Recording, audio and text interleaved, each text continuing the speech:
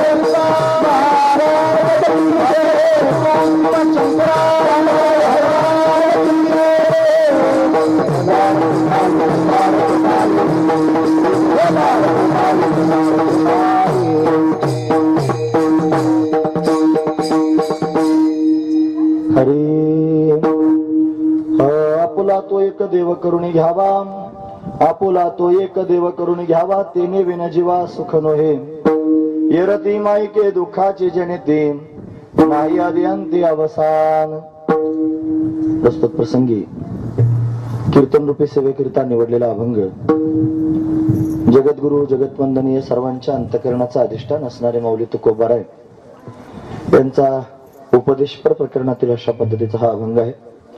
या अभंगामध्ये माऊली तुकोबाराय आपल्याला काय प्रतिपादन करून सांगतात तत्पूर्वी आपण एकदा संतांना नमन करूया.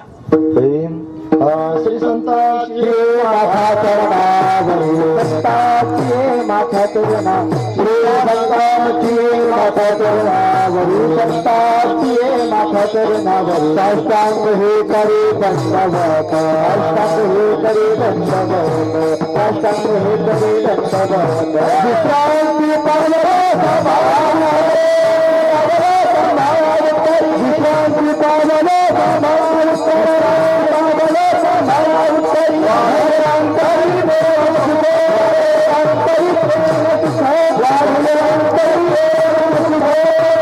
पंढरीच्या देवराया पंढरीच्या देवराया पंढरीच्या देवराया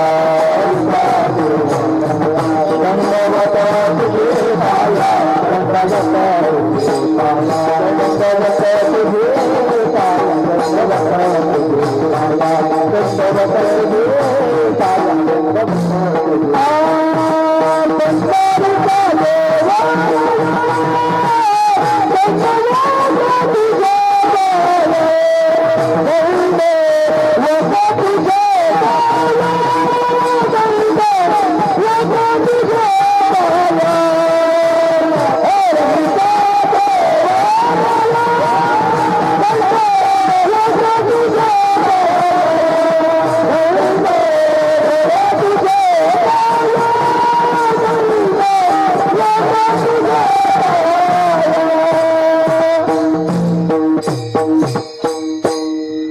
श्री संतांच्या माथा चरणावरी साष्टांग हे करी दंडवत विश्रांती पावलो सांभाळा उत्तरी वाढले अंतरी प्रेम सुख आपुला तो एक देव करून घ्यावा आपुला तो एक देव करून घ्यावा तेने विन जीवा सुख नोहे येरती मायके दुःखाची जनिती नाही आदी अंती अवसान किंवा अवसानी. प्रस्तुत प्रतिवर्षीप्रमाणे याही वर्षी आपण सर्वजण या वीरभद्र मंदिराच्या वर्धापन दिनानिमित्त हा सोहळा या ठिकाणी करतो. मागच्या वर्षी हा सोहळा संपन्न झाला. हे द्वितीय वर्ष आहे आणि या दुसऱ्या वर्षाचा असणारा हा वर्धापन दिन सोहळा, त्या निमित्तानं असणारी ही भगवंताची कीर्तन रूपी सेवा, हे अकारण करुणा वरुणालय भक्तकाम कल्पद्रुम भगवान पांडुरंग परमात्म्याच्या अथंग करुणेनं, त्याच्या दयेनं आणि या सर्व संयोजक मंडळींच्या माध्यमातून आमच्या वाटेला आलेली आहे. सेवेकरिता निवडलेला अभंग जगद्गुरु तुकोबारायांचा आहे आणि जगद्गुरु तुकोबारा अभंगाच्या माध्यमातून याच्यावत जीवा मात्रांना एक मौलिक असणारा संदेश देत आहेत, एक उपदेश करतात. काय सांगतात महाराज? महाराज म्हणतात, या जगामध्ये जीवानं प्राप्त करून घेण्यासारखं काय असेल तर फक्त परमात्माच आहे. त्याच्या वाचून दुसरं काही प्राप्त करून घेण्याच्या झंझटीत जीवानं पडू नये महाराज. कारण जेवढं प्राप्त करून घेण्याचा प्रयत्न जीव करेल त्यानं जरा विचारपूर्वक ते प्राप्तव्य स्वीकारलं पाहिजे. कारण देवा वाचून या जगतामध्ये शाश्वत असणारं काहीच नाही. सगळं अशाश्वत आहे, सगळं जाणार आहे, संपणार आहे. तर हे काय फक्त पुराणांमध्ये सांगितलेलं आहे असं नाही, हे तर अनुभवाच आहे, सगळ्यांच्याच अनुभवाच आहे. सगळ्याच गोष्टी गेलेल्या आहेत, जाणार आहेत. थोडं आपल्या वाडवडिलांकडे जर आपण पाहिलं तर हे आपल्या प्रत्यक्ष लक्षात येईल की त्याने बरंच कमवलं. कमवलेलं पण जातं, जे कमावतात ते पण जातात महाराज, कोणीच राहत नाही. म्हणून जाणारीच गोष्ट आहे सगळी, याच्यात जात नाही त्याचं नाव आहे फक्त परमात्मा. तो कालही होता, तो आज पण आहे आणि तो उद्या पण राहणार आहे. म्हणून जीवानं जर प्राप्त करून घ्यायचं असेल तर असं प्राप्त करून घ्यावं जे कधीच संपणार नाही. मग कधीच न संपणारं काय असेल तर तो परमात्मा आहे. म्हणून त्या जीवानं तो परमात्मा आपला करून घ्यावा, त्याच्या वाचून दुसरं काय आपलं करण्याच्या झंझटीत पडू नये. म्हणून विशेष रूपानं सगळ्या जीवांचं हित व्हावं म्हणून सर्वांच्या हिताची चिंता तुकोबारायांना असल्या कारणानं आपुलकीनं सगळ्या जीवांना सांगतायत, अरे आपुला तो एक देव करून घ्यावा. माय बाप हो, जर तुम्हाला खरोखरच काय आपलं करून घ्यायचं असेल तर देव आपला करून घ्या. तो देव आपलासा करून घेतला तरच तुम्हाला सुख प्राप्त होईल. त्याच्या वाचून जीवाला सुख प्राप्त होत नाही, तेने विना जीवा सुख नव्हे. त्याच्या वाचून सुख मिळणारच नाही. मग बाकीचं हे सगळं दुकान आम्ही तयार केलं त्याचं काय? आम्ही एवढाले बंगले बांधले, मोठ्याल्या गाड्या घेतल्या, आम्हाला पद प्रतिष्ठा वैभव संपत्ती धन हे सगळं जमातगणी झालं, मग याचं काय करायचं? हे सगळं माईक आहे. येरती माईके दुःखाची जनिती, ती दुःख देणारी आहेत महाराज. एखादी गोष्ट फार त्यांनी प्रथमदर्शी चांगली वाटत असती तर ती गोष्ट दुःखाला कारणीभूत होते. म्हणून संग्रह कधी पण दुःखाला कारणीभूत होते महाराज. फार जमा करून ठेवा आणि एकाएकी नोटाबंदी व्हावी, मग काय करायचं? त्या नोट्या गोणीत घालून डोंगरात नेऊन टाकाव्या लागतात. म्हणजे काय झालं? म्हणजे दुःखाला कारण झालं की नाही? संग्रह केला आणि दुःखाला कारण झालं. म्हणजे हे माईक आहे आणि ते दुःखाला कारणीभूत आहे, महत्वाची गोष्ट आहे. म्हणून येरती माईके दुःखाची जनिती. कोण कोण दुःखाची जनिती आहेत? मग त्याच्यात सगळेच आले महाराज. तुमची पत्नी आली, तुमची मुलं आली, तुमचं घर आलं, तुमची संपत्ती आली. फार प्रेम करतो बायकोवर, फार तिला जपण्याचा प्रयत्न केला आणि काळ एक दिवशी आला आणि डोळ्यात एकटा उचलून घेऊनच गेला. मग काय होईल? सुख होईल का दुःख होईल? दुःख होईल. बायको मेल्याचं दुःख नाही, बायकोला आपलं म्हणून तिच्यावर प्रेम केल्याचं दुःख आहे महाराज. तिच्या ठिकाणी जडलेली जी आपुलकी आहे ती दुःख देते. त्या मुलाच्या ठिकाणी जडलेलं जे प्रेम आसक्ती आपुलकी ते दुःख देतं. मरणारे तर अनेक आहेत महाराज. म्हणून त्यांनी अनेक मेल्यानं लोकांना दुःख होत नाही, आपलं मेल्यानं दुःख होतं. महत्वाची गोष्ट आहे. म्हणून त्यांनी जे आपलं आपण ज्याला समजतो त्याला त्यांनी आपल्यापासून दूर जाताना पाहून आपण दुःखी होतो. एका गावात 2 माणसं राहत होती. दोघं मुंबईला राहत होती. बरं, दोघांचं नाव होतं डेबू. आता तुमच्याकडे कोणाचं नाही डेबू म्हणून निवडून काढलंय मी ते नाव, कारण काही नाव सांगितलं तरी प्रत्येक गावात काही ना काहीतरी असतं एखादं नाव. डेबू नाव होतं. डेबू नावाचे 2 माणसं मुंबईला राहत होते. एक खालच्या आळीत राहत होतं आणि वरच्या आळीत राहत होतं. गावात त्यांची दोघांची घर होती. एक खालच्या वाड्यातला होता आणि एक वरच्या वाड्यातला होता. कर्मधर्म संयोगानं मरून त्याच्यातलं एक डेबू मेला. नेमका मेला वरच्या वाड्यातला, आणि वरच्या वाड्यातल्या मेल्यानं गावात निरोप आले डेबू मेला, पण निरोप गेला खालच्या वाड्यात. आता खालच्या वाड्यातल्या लोकांना कळालं डेबू मेला, म्हणून त्यांच्या आता फार प्रेमाचं होतं. त्याने हे सुरू केला महाराज कार्यक्रम. आरडा ओरडा रडायला लागले, सगळे कासावीस व्हायला लागले, सगळा गाव जमा झाला. मेला होता वरच्या वाड्यातला, आणि तो त्यांनी महाराज वरच्या वाड्यातले सगळं घर खालच्या वाड्यातल्या लोकांची सांत्वना करण्याकरिता आलं. अरे रडू नका, आता काय करणार आहोत आपण, असं तसं सगळं त्यांनी सांगायला सुरुवात केली. आणि मग बराच वेळ झाला, वाट पाहून थकले. मग थोड्या वेळ निरोप आला, आलेली आहे म्हणे गाडी आता जवळ, पण खालच्या वाड्यातला नाही डेबू, वरच्या वाड्यातला आहे. असं म्हणल्याबरोबर त्यांनी महाराज खालच्या वाड्यातला आरडाओरडा बंद झाला, आणि तो बंद झाल्याबरोबर वरच्या वाड्यात सुरू झाला. मग आधी वरच्या वाड्यात का नव्हता? त्याचं कारण वरच्या वाड्यातल्या लोकांना माहित होतं आपलं काय नाही, त्यांचं आहे. तुम्हाला कळालं? आणि आता का ओरडायला लागले? त्याचं कारण आता आपलं आहे. म्हणून दुःख देतो कोण? डेबू मेल्याचं दुःख नाही, आपला मेल्याचं दुःख आहे. महत्वाची गोष्ट आहे. म्हणून दुःखाला कारणीभूत आसक्ती आहे, दुःखाला कारणीभूत हे त्याने चिकट नाही, महत्वाची गोष्ट आहे. म्हणून आपण त्यांनी संसार आपल्याला दुःख देतो असं नाही, संसाराची आसक्ती आपल्याला दुःख देते. पण हे सगळे माईक आहेत आणि त्या माईक पदार्थांना आपण सत्य समजतो आणि सत्य समजून त्याला आपलं त्याने आपण म्हणत राहतो आणि म्हणून खऱ्या अर्थानं आपण दुःखाला पात्र होतो. म्हणून महाराज स्पष्ट रूपाने सांगतात, येरती माईके दुःखाची जनिती. येर म्हणजे काय? देवा वाचून बाकीचे. येर म्हणजे काय? देवाहून वेगळे जे आहेत ते सगळेची सगळे माईक आहेत आणि दुःखाला जन्म देणारे आहेत. नाही आधी अंती अवसान. ते सुरुवातीला नव्हते, ते आता पण नाही तर कालांतरानं पण राहणार नाहीत, संपूनच जाणार आहेत. हे बोलणं जरा खरं खरं बोलणं आहे आणि सगळ्या मतप्रवाहाच्या विरोधातलं बोलणं आहे. महत्वाची गोष्ट. तर सगळ्यांना गबाळ जमा करायची सवय मायात अग्नी महाराज आपलीशी करून घ्यावीशी वाटते. आणि तुकोबारांचं हे बोलणं लोकोत्तर असणारं बोलणं, सर्वांच्या विरोधातलं बोलणं आहे. पण तुकोबारांचं बोलणं हे हिताचं बोलणं आहे महाराज. म्हणून हित करून देणार आहे, अतिशय महत्वाचं आहे. म्हणून येरती मायके दुःखाची जनिती नाही आधी अंत्य अवसान. म्हणून आपण काय करावं? त्या परमात्म्याचं चिंतन करावं. तो कसा आहे? तो अविनाशी आहे, तो त्याने अजर आहे, अमर आहे, शाश्वत आहे, असा असणारा परमात्मा. म्हणून तो जर आपला झाला तर जीव समाधानी होऊ शकतो. म्हणून काय केलं पाहिजे? आपण आपल्या मनाला भगवंताचं पिसं लावून घेतलं पाहिजे, भगवंताचं वेड लावून घेतलं पाहिजे. आपल्या मनाला जर भगवंताचं आपण वेड लावलं तर तो परमात्मा आपल्याला त्याच्यासारखं करून घेतो. अविनाश करी आपुले आहे, तो जसा अविनाशी आहे तसा आपल्याला सुद्धा अविनाशी करून घेतो. म्हणून आपण काय केलं पाहिजे? लावे मना पिसे गोविंदाचं पिसं मनाला लावावं. काय होईल महाराज असं केल्यानं? त्याचं उत्तर सांगतात, फार गोड उत्तर आहे महाराज. असं जर त्यांनी परमात्म्याला तुम्ही आपलं करून घेतलं तर प्रकृतीच्या नियमानुसार ज्याने देव आपलं केलं त्यांनाही जावं लागलं, देवाला जावं लागलं. येथे नाही उरवाले अवतार आणि येर ते पामर जीव किती. देव जरी अवताराला आला तरी त्याला काळाच्या पडद्याआड लपून जावं लागतं. महत्वाची गोष्ट आहे. जीवाला जावं लागेल याच्यात काय नवल आहे? जावं तर लागणारच आहे. फायदा काय होईल मग? देव जर आपला करून घेतला तर सगळे संसारातले माणसं संसार जमा करून मरतील. कालांतरानं त्यांनी 2-4 पिढ्या गेली की त्यांना विसरून जातील. ज्या जमिनीला आपण कसतो, जिला आपण खातो, ती कोणाची मालकी या जमिनीची आहे? कोण या जमिनीचा खरा मालक आहे? याचा जर विचार काय म्हणे आता हे आहे. मग त्यानं विचारलं कोणाचे? म्हणे माझ्या बापाचे. मग म्हणे त्यांच्या बापाचं नाव सांगा. म्हणे त्याच्या बापाचं नाव सांगितलं आज्याचं. मग त्याच्या बापाचं नाव सांग. म्हणे मग सांगितलं पंजाचं. मग त्याच्या बापाचं नाव सांग. म्हणलं खापर पंजाचं नाव सांगितलं. एवढं नाव सांगितलं. त्याच्या सांग म्हणे पुढच्या त्याच्या बापाचं नाव सांगता येईल का? त्याची जमीन नाही का? आहे ना. त्यानं तिला जीव लावला नाही का? लावला ना. त्यानं तिला जपलं नाही का? जपलं ना. त्यानं तिला कसलं नाही का? कसलं. या सगळ्या गोष्टी त्यानं सुद्धा केल्या आणि तो हिला आपलंच म्हणत राहिला. पण त्याचं नाव सुद्धा कोणाला माहित नाही. महत्वाची गोष्ट आहे. ही संसाराची स्थिती आहे, लक्षात घेण्यासारखीच आहे महाराज. आणि प्रकर्षाने लक्षात घेण्यासारखे, विचारपूर्वक या सगळ्या गोष्टी आत्मसात करण्यासारख्या. म्हणून सहजच छातीला हात लावून म्हणतो ही इथपासून तिथपर्यंत सगळी जमीन माझीच आहे. आणि असं सांगायला लागल्यावर ती मातीच हसते महाराज, जमीन हसते. ती माती हसायला सुरुवात करते. का हसतोय? तिला जर विचारलं तर ती म्हणली असे तुझ्यासारखे सांगणारे मी बरेच बघितलेत, मी साक्षीदार आहे की या विशेष गोष्ट अशी की तुझ्यासारखं असं सांगणारे जे आहेत ते माझ्यातच मिसळलेत. मी साक्षीदार आहे. असे बरेच आले, प्रत्येक छातीला हात लावून सांगत होते हे इथपासून इथपर्यंत आपलंच आहे, मी याचा मालक आहे. मालक त्यांनी मेले, मी मात्र शिल्लक आहे ती म्हणते. महत्वाची गोष्ट आहे.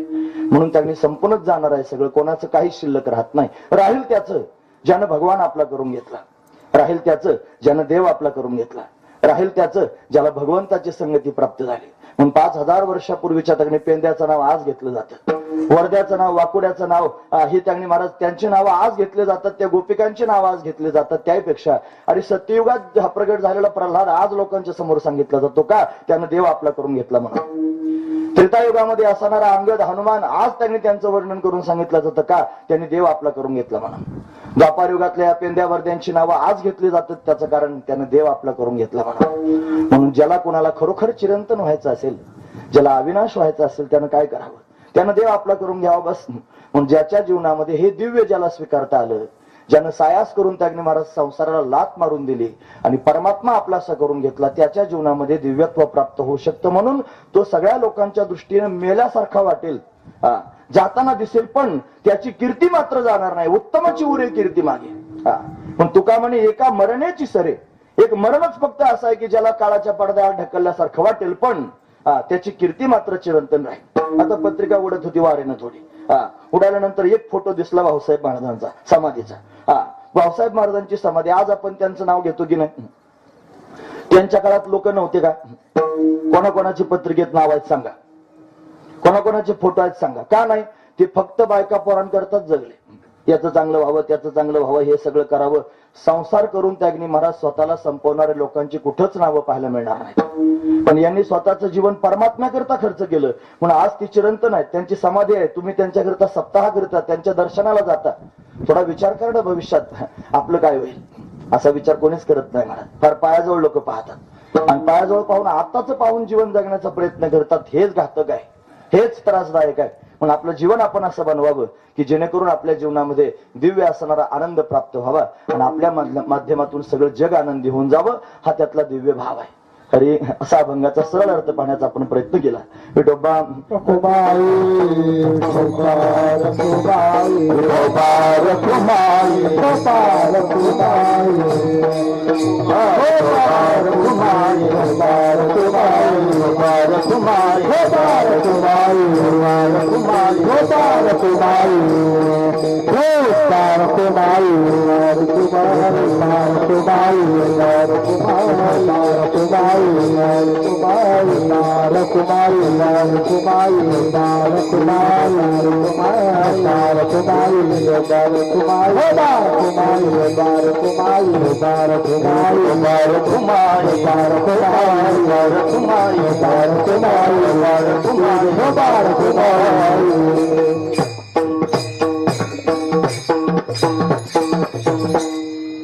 आपुला तो एक देव करून घ्यावा, ते नेविन जीवा सुख नोहे. ही रती मायके दुःखाची जनिती, नाही आदी अंती अवसान. प्रस्तुत आज आपला हा एक दिवसीय असणारा वर्धापन दिनाचा सोहळा. एवढं बोलून झाल्यानंतर असं परत सुरुवात करायची म्हणल्यावर लोकांना वाटेल दुसऱ्यांदा कीर्तन सुरू झालं. आतापर्यंत काय बडबड केली मग. आतापर्यंत अभंगाचा सरळ अर्थ आपण पाहत होतो. त्यातला भाव आपण थोडासा 2-4 शब्दात पाहूया आणि थांबूया. आज कीर्तन सुरू व्हायला थोडा उशीर झाला. सगळेजण येऊन बसले होते. आधीच सगळ्यांना वाटलं असेल उशीर झाला. कारण सांगतो मग पुढे बोलायला सुरुवात करतो. नेमकं आज कानूर मध्ये रस्ता रोको होतं. त्यांना पाण्याची टंचाई म्हणून त्यांनी रस्ता रोको केला. इकडून तिकडून दोन्हीकडून रस्ते बंद होते. मग घेण्याकरिता आले आम्हाला ते, पण त्यांना जाऊच दे ना. अर्धा तास जातानाच आडला. मग कशी तरी वावरातून कुठून गाडी काढली ना आले. येताना मात्र येऊ दिला नाही. मग असं किनीवरून तिखोलला जावं लागलं. मग असं त्या मार्गे टाकलेलं यावं लागलं. मग यावं लागलं. म्हणून 10:30 वाजले याला मला. असं जरी 10:30 वाजले असले सुरू व्हायला तरी सुद्धा 12 वाजताच थांबूया. म्हणजे अजून बरंच पुढे आम्हाला आहे.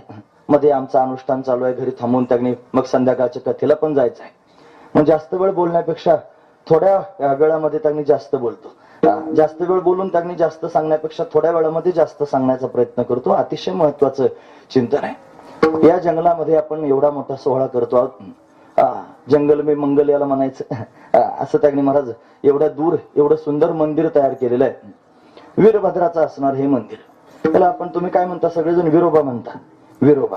आता हे विरोबा म्हणण्याचं तात्पर्य विरोबा दोन प्रकारानं पाहिलं जातो. विरोबा एक तर वीरभद्राला पण विरोबा म्हणलं जातं आणि 12 वीर आहेत महाराज. 12 वीर आहेत आणि ते त्यांनी महाराज दिक्पाल म्हणून ओळखले जातात. म्हणजे जे गावाच्या अवतीभोवती त्यांनी महाराज गावाच्या संरक्षणाकरिता म्हणून वीर मानले जातात. त्या 12 वीरांपैकी त्यांनी महाराज सगळ्यात मोठे वीर जर कोण असतील तर हनुमंतराय आहेत. त्यांना महावीर म्हणतात. म्हणून महावीर विक्रम बजरंगी कुमती निवार सुमती के संगी असं आपण म्हणतो. पण 12 वीरांपैकी हनुमंतराय सुद्धा एक वीर आहेत महाराज. म्हणून त्या वीरांपैकी हे वीर आहेत की वीरभद्र आहेत याचा कोणालाच तपास नाही. पण तरी सुद्धा सर्वांनी भगवान शंकराचा फोटो टाकलेला आहे. म्हणजे सगळ्यांना एकच गोष्ट म्हणजे त्यांना जाणवते की हे वीरभद्राचं मंदिर असावं, हे वीरभद्राचं स्थान असावं. पण असं वीरभद्रच आपण म्हणूया. वीरभद्राचं प्राकट्य हे त्यांनी अधर्माला घालवण्याकरिता होत असले. अधर्माचा नाश करण्याकरिता वीरभद्र प्रगट होतो. धर्म आणि अधर्म त्यांनी पूर्वीपासूनच सुरू असलेल्या प्रक्रिया आहेत. हा खेळ आहे भगवंताचा आणि त्या खेळामध्ये त्यांनी महाराज या सगळ्या गोष्टी सुरू आहेत. कधी अधर्म त्यांनी वाढतो, कधी धर्म वाढतो. दोन्ही गोष्टी सारखं करण्याचं काम परमात्म्याच आहे. म्हणून असंच त्यांनी घडलं होतं. थोडासा प्रस्तावना करून पुढे जातो. लक्षपूर्वक आहे का. वीरभद्राविषयी बोलतो थोडस मग पुढे जातो. वीरभद्रच त्यांनी महाराज का बरं पूजायचं त्याचं कारण असं आहे. ज्या वेळेला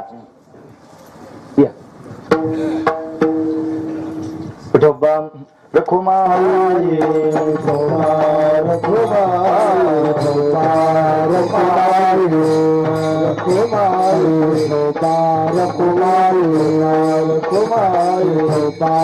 कुमार कुमार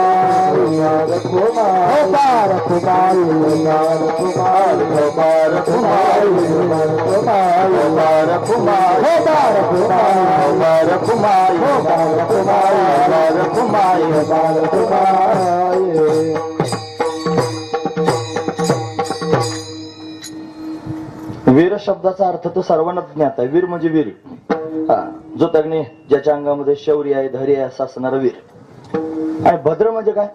भद्र म्हणजे मोठा. जो मोठा वीर आहे त्याला म्हणायचं वीरभद्र. कसं काय प्रगट झाला हा वीरभद्र? जो तग्नी सगळ्यात मोठा देव ज्याला आपण मानतो महादेव, या महादेवाच्या तेजातून तग्नी महाराज वीरभद्र प्रगट झाला. का प्रगट झाला असेल त्याचं कारण दक्ष राजानं यज्ञ केला महाराज. आधी वाजपेयी नावाचा यज्ञ केला आणि त्या यज्ञामध्ये प्रयाग क्षेत्रामध्ये केला होता तो यज्ञ, वाजपेयी यज्ञ. या यज्ञामध्ये सगळ्या देवदेवतांना बोलावलं. भगवान शंकर सुद्धा आले. आल्यानंतर त्यांनी यज्ञामध्ये सर्व देवतांना स्थान मिळालं. आणि हा दक्ष थोडासा उशिरा आला यज्ञ मंडपामध्ये. आणि उशिरा आल्यानंतर सर्वजण उठून त्याला नमस्कार करू लागले. फक्त दोघे जण उठले नाही. एक तर ब्रह्मदेव उठले नाहीत आणि भगवान शंकर उठले नाही. भगवान शंकर हे त्यांनी दक्ष राजाची जावई आहेत. जावई म्हणजे त्यांची दक्षाची असणारी कन्या सती ही त्यांनी महाराज दिली होती भगवान शंकराला. म्हणून दोघे जण त्यांनी उठून उभे राहिले नाही. दक्षानं पाहिलं पण एवढे सगळे लोक त्यांनी मला नमस्कार करतायत आणि हे दोघे मला नमस्कार का बरं करत नाही. मग बारकाईने पाहिल्यानंतर लक्षात आलं की ब्रह्मदेव माझे वडील आहेत आणि वडिलांनी मुलाला नमस्कार करावा असा काही नियम नाही. म्हणून त्यांनी नमस्कार केला नाही पर्यंत ठीक आहे, पण हा माझा जावई आहे. काय समजतो स्वतःला? जावई म्हणजे त्यांनी मुलाच्या जागेवर असतो, सासरा बापाच्या जागेवर असतो. म्हणून यानं मला नमस्कार करायला पाहिजे, का नमस्कार करत नाही? रागावले. दक्ष रागावला. रागावून आपल्या आसनावर जाऊन बसला आणि उन्मत्त भाषेमध्ये बोलायला सुरुवात केली. तू म्हणला काय समजतो हा शंकर स्वतः? मसनवट्यात राहतो, नंगधडंग राहतो आणि घातलेच अंगावर त्यांनी कपडे तर गजचर्मन व्याघ्रांबर परिधान करतो. सगळ्या अंगाला विभूती लावून त्यांनी असतो, मुंडक्यांच्या माळा गळ्यात घालतो. असा त्यांनी अघोर रूप धारण करून राहणारा हा शंकर, याला कोण मुलगी देतो? तर मी म्हणून याला दिली मुलगी. बऱ्याच सासऱ्यांना असं वाटतं महाराज याला कोण देतं? मी म्हणून दिली. हा त्यातला भावच आहे. म्हणून मी म्हणून याला मुलगी दिली. हा समजतो काय मला नमस्कार करत नाही? म्हणून वाईट साईड शब्दात बोलायला सुरुवात केली. फार निंदा केली भगवान शंकराची तोंड भरून. पण भगवान शंकर अशा मस्त आहेत महाराज स्वतःच्या मस्तीमध्ये. जसा समुद्र तागणे महाराज सदैव परिपूर्ण असतो. पाऊस पडला तरी समुद्राला तेवढंच पाणी, नाही पडला तरी तेवढंच पाणी. तसे महापुरुष असतात, स्वतःच्या मस्तीत मस्त असतात. त्यांना त्यांनी काही नाही, कोणी निंदा कोणी वंदा, आमचा स्वहिताचा धंदा. म्हणून त्यांना सुख नाही दुःख नाही, ते त्यांच्या मस्तीमध्ये मस्त आहेत. म्हणून त्यांनी भगवान शंकराला फारसं काही वाटलं नाही. नंदीला मात्र वाईट वाटलं. नंदीने त्यांनी महाराज अशा पद्धतीने विरोध केला. मग ते बाकीचे सगळे भगवान शंकराची निंदा करत असताना हसत होते आणि त्या सगळ्या हसणाऱ्या लोकांना आधी करून नंदीने शाप देऊन टाकला. दक्ष जास्त बोलत होता. या दक्षानं भगवान शंकराला शाप दिला महाराज. म्हणे तू त्यांनी मला अमंगल वेशधारी दिसतोस, मी तुला शाप देतो, इथून पुढे तुझी कोणीच पूजा करणार नाही. म्हणून शंकराच्या मूर्तीची पूजा केली जात नाही महाराज. शंकराच्या शिवलिंगाची पिंडीची पूजा केली जाते. मूर्तीची पूजा करू नये, त्याचं कारण दक्षाचा त्याला शाप आहे. म्हणून मूर्ती पूजा केली जाते, पण स्मशानात भगवान शंकराच्या मूर्तीची पूजा केली जाते, घरात करायची नसते. नियम आहे असा. मग त्यांनी मला शाप देऊन टाकला. नंदीने शाप दिला, तुझं मुंडकच उडवलं जाईल. ज्या तोंडानं जास्त वलवल करतोस ते मुंडकच तुझं उडवलं जाईल. यानंतर त्यांनी महाराज पुषा नावाचे ऋषी हसत होते, भृगु ऋषी हसत होते. कोणाला शाप दिला तुझी दाढी चुपटून घेतली जाईल, कोणाला शाप दिला तुझे दात पाडले जातील, तुझे डोळे फोडले जातील. नंदीने शाप दिला. मग दक्षानं नंदीला पण शाप दिला. पण एवढा शाप देतो, जा शिवगणांना शाप देतो, तुम्हाला वेदामध्ये अधिकार प्राप्त व्हायचा नाही, तुमची कोणी पूजा करणार नाही. पण महादेवाच्या पिंडीला पूर्ण प्रदक्षिणा करत नाही ना आपण, त्याचं कारणच आहे. त्या पिंडीच्या पुढच्या बाजूला त्यांनी महाराज शिवगण आहेत. ते शिवगण भगवान शंकराच्या उपासनेत आहेत. मग त्यांची पूजा करू नये असा नियम आहे. म्हणून पिंडीला प्रदक्षिणा घालताना त्यांनाही प्रदक्षिणा घातली जाईल. म्हणून पूर्ण प्रदक्षिणा मारायची नसते, अर्धीच मारायची असते असा नियम आहे. म्हणून त्यांनी महाराज शाप प्राप्त झाला. भगवान शंकर हसतच निघाले, काहीच वाटलं नाही, निघून गेले महाराज ते स्थान सोडून. ही भूमिका प्राप्त होण्याकरिता फार मोठा अभ्यास असावा लागतो, स्वरूपाचं चिंतन असावं लागतं. अपमान पचवणं फार कठीण असतं महाराज, फार कठीण आहे अपमान पचवणं. आणि ज्याला अपमान पचवता येतं त्यालाच जगात मोठं होता येतं. महादेव शब्द कशा करताय? ते सगळ्यात मोठे देव का बरं? अपमान पचवता आला म्हणून. म्हणून ज्याच्या जीवनामध्ये हे करता आलं तो खऱ्या अर्थानं महात्माच आहे म्हणून समजायचा हरकत नाही महाराज. काय दिव्य महापुरुष हे त्यांनी भगवान शंकराकडे पाहून जगतायत. भगवान शंकराची ही अवस्था. ते शंकरजी निघून गेले. त्याच्यानंतर दक्षानं दुसरा यज्ञ ठेवला. दुसऱ्या यज्ञाचं नाव ठेवलं बृहस्पती सौ नावाचा यज्ञ आहे. आणि तो कणखल क्षेत्रात केला. कणखल म्हणजे हरिद्वारच्या जवळ 4-5 किलोमीटर कणखल नावाचं ठिकाण आहे. तिथे यज्ञ केला. आणि या यज्ञाला सगळ्यांना बोलावलं, फक्त भगवान शंकराला बोलावलं नाही. मग सतीबाई साहेबांना कळालं आपल्या बापाच्या घरी यज्ञ आपण गेलं पाहिजे. सगळी विमानं चालली होती. दाटी त्यागणी होऊ लागली. देवदेवता जाऊ लागल्या. आणि तिला विचारू लागले काय सतीबाई साहेब तुम्हाला नाही यायचं का? वडिलांच्या घरी तुमचा कार्यक्रम आहे. हिला माहितच नाही कार्यक्रम, पत्रिकाच नाही. बिगर पत्रिकेचं कसं जायचं? भगवान शंकराकडे गेले. शंकरानं समजून सांगितलं हे बघ जाऊ नकोस. जदपि मित्र पितु गुरु गेहा जाय हो बिनु बोला हो न संदेहा तदपि विरोध मान जहा कोई तहा गये कल्याण न होई. जरी त्यांनी मित्राच्या घरी, वडिलांच्या घरी, मालकाच्या घरी, गुरुच्या घरी बिगर बोलावता गेलेलं चालतं, तरी सुद्धा जिथे विरोध होणार असेल, जिथे अपमान होणार असेल अशा घरी जाऊ नये.